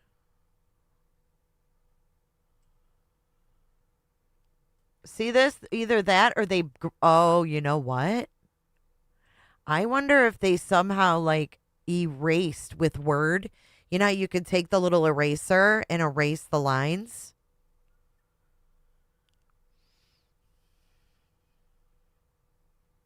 Hold on, let me see what else I can find here. This one says radiography. Hang on. All right, here's dental medicine. The practice thing is what's throwing me off, to be honest, the very top part. I feel like they did something funky. See, even this one, I know it's blurry, but this top black font is not adding up.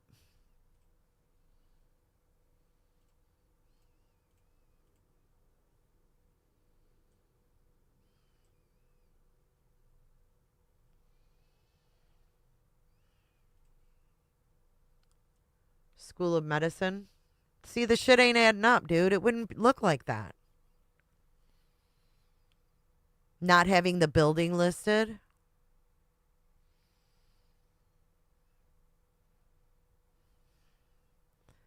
Practice. Yeah, I don't know why it says that. Let me look up UNLV practice. UNLV practice.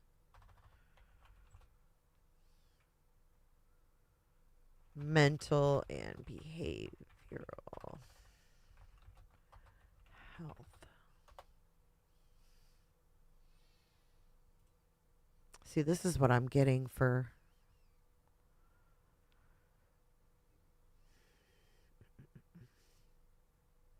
See, look.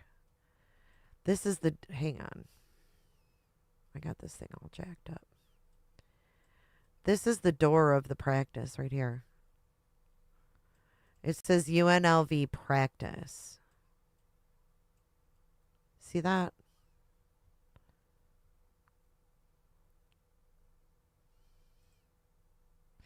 UNLV practice. Why would it just say practice?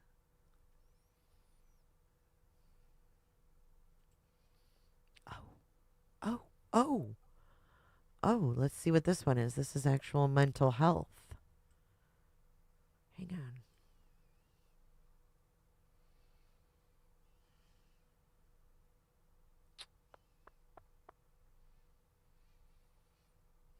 Hang on. We might be getting somewhere here. Here we go. Boom, right here. This is an actual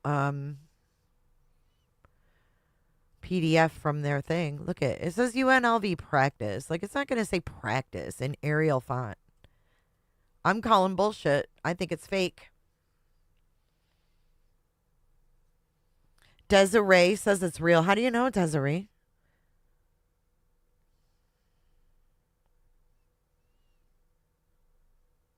Desiree? She's like, I think it's good. Why do you think it says just practice is up there? I see 100%. Are you kidding? D's nuts. D's says it's real. D's nuts.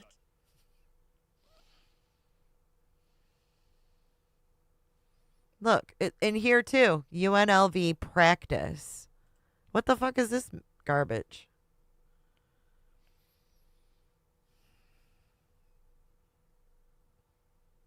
Desiree.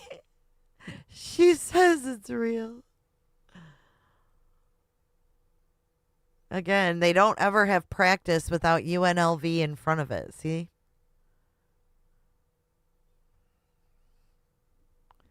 Desiree says she's calling. Do it, lady.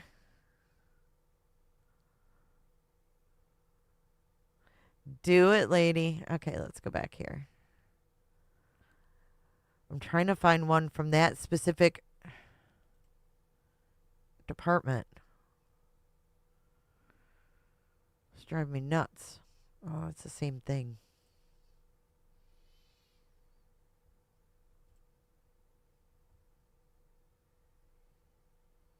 It just doesn't look like the same formatting in any way, shape, or form for anything I can find. You know?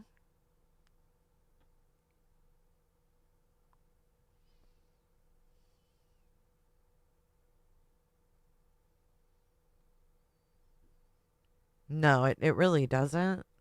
See, because look, here's their logo right here. I found their logo. Look. If she truly worked in that department, don't you think she would have it this logo at the top? Look at.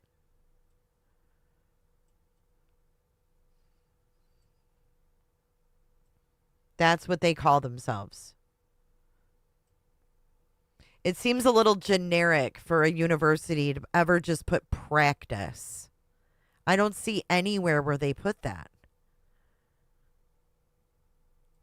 I mean,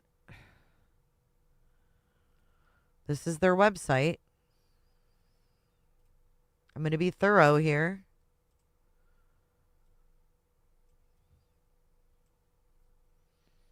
UNLV Practice News. The practice. Well, they do say the practice here.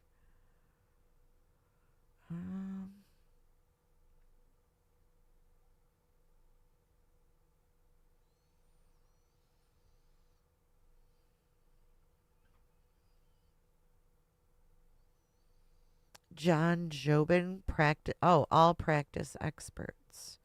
They have one. Jim Jobin.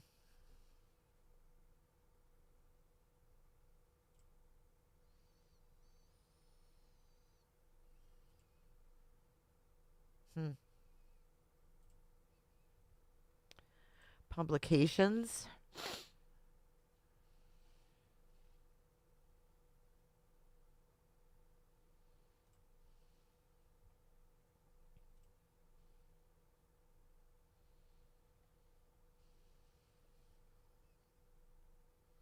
I'm getting in a rabbit hole now, but I don't know. You guys, I guess you'll have to decide. I'm getting too deep into this. I'm logoed out.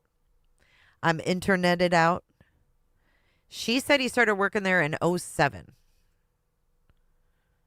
That's what she said. That's what he said, and that's what she said, I guess. But then if you look, you know, I have to show you this while we're on this.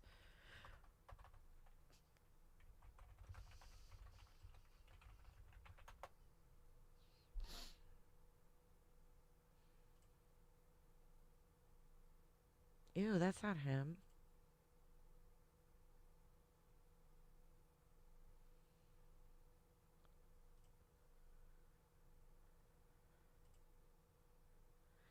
Dr. John Matthias, John Matthias, psychologist. 40 North, 300 East, 203, St. George, Utah. And what's the year of this? 2019. You were in Utah?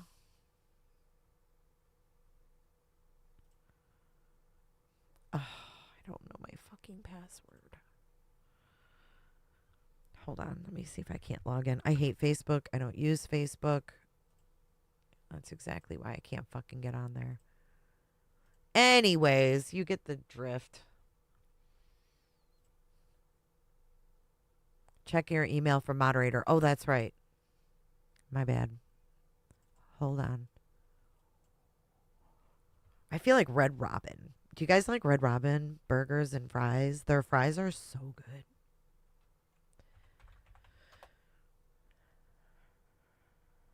I'm checking it. Okay, accurate proof.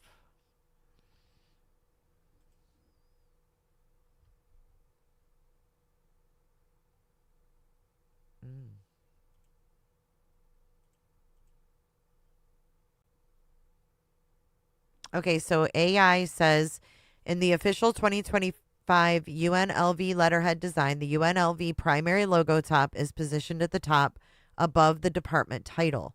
The branding follows a specific unit signature system where the university's main identity takes hierarchy over individual departments. That makes sense, y'all. Think about it this way. Why would they ever put practice above UNLV? Ever. They wouldn't. UNLV would be above anything. That's so true. Grayson got that from the website where I just downloaded it from. Fight me. UNLV primary logo are placed at the very top of the page, typically centered or aligned to the top left. The department name, such as the Practice Institute of Mental and Behavioral Health, is placed underneath the UNLV logo.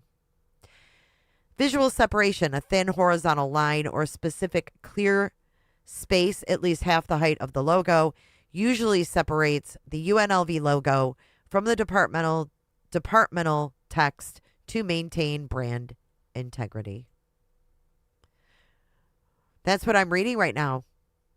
Hierarchy. The department name is never placed above the UNLV logo, as the university requires all units to use a signature that reinforces the master brand first. D's Nuts says it's fake. D's Nuts. Exactly. Wow, Lauren and John and Grayson. Dirty. Dirty. It's time to get in the Cooter DeVille. We've dug enough today. I'm going to get sued, you guys. What if I get sued? You guys, I'm going to get sued. You guys make me go so deep in these rabbit holes. I'm just kidding. I love the rabbit holes. Thank you for hanging out with me today. I really, really do appreciate it. I appreciate all the Cooter chats. Thank you for sending them. Keep them coming. I'm going to read, or I'm sorry, I'm going to continue this. I don't know what I was talking about. I don't know what I'm thinking about.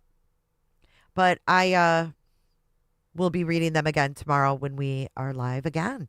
So let's get in the Cooter DeVille. A Cooter DeVille. Ooh. I think the devil drives a Cooter DeVille. By UNLV. I saw the dreadlocks over the hill.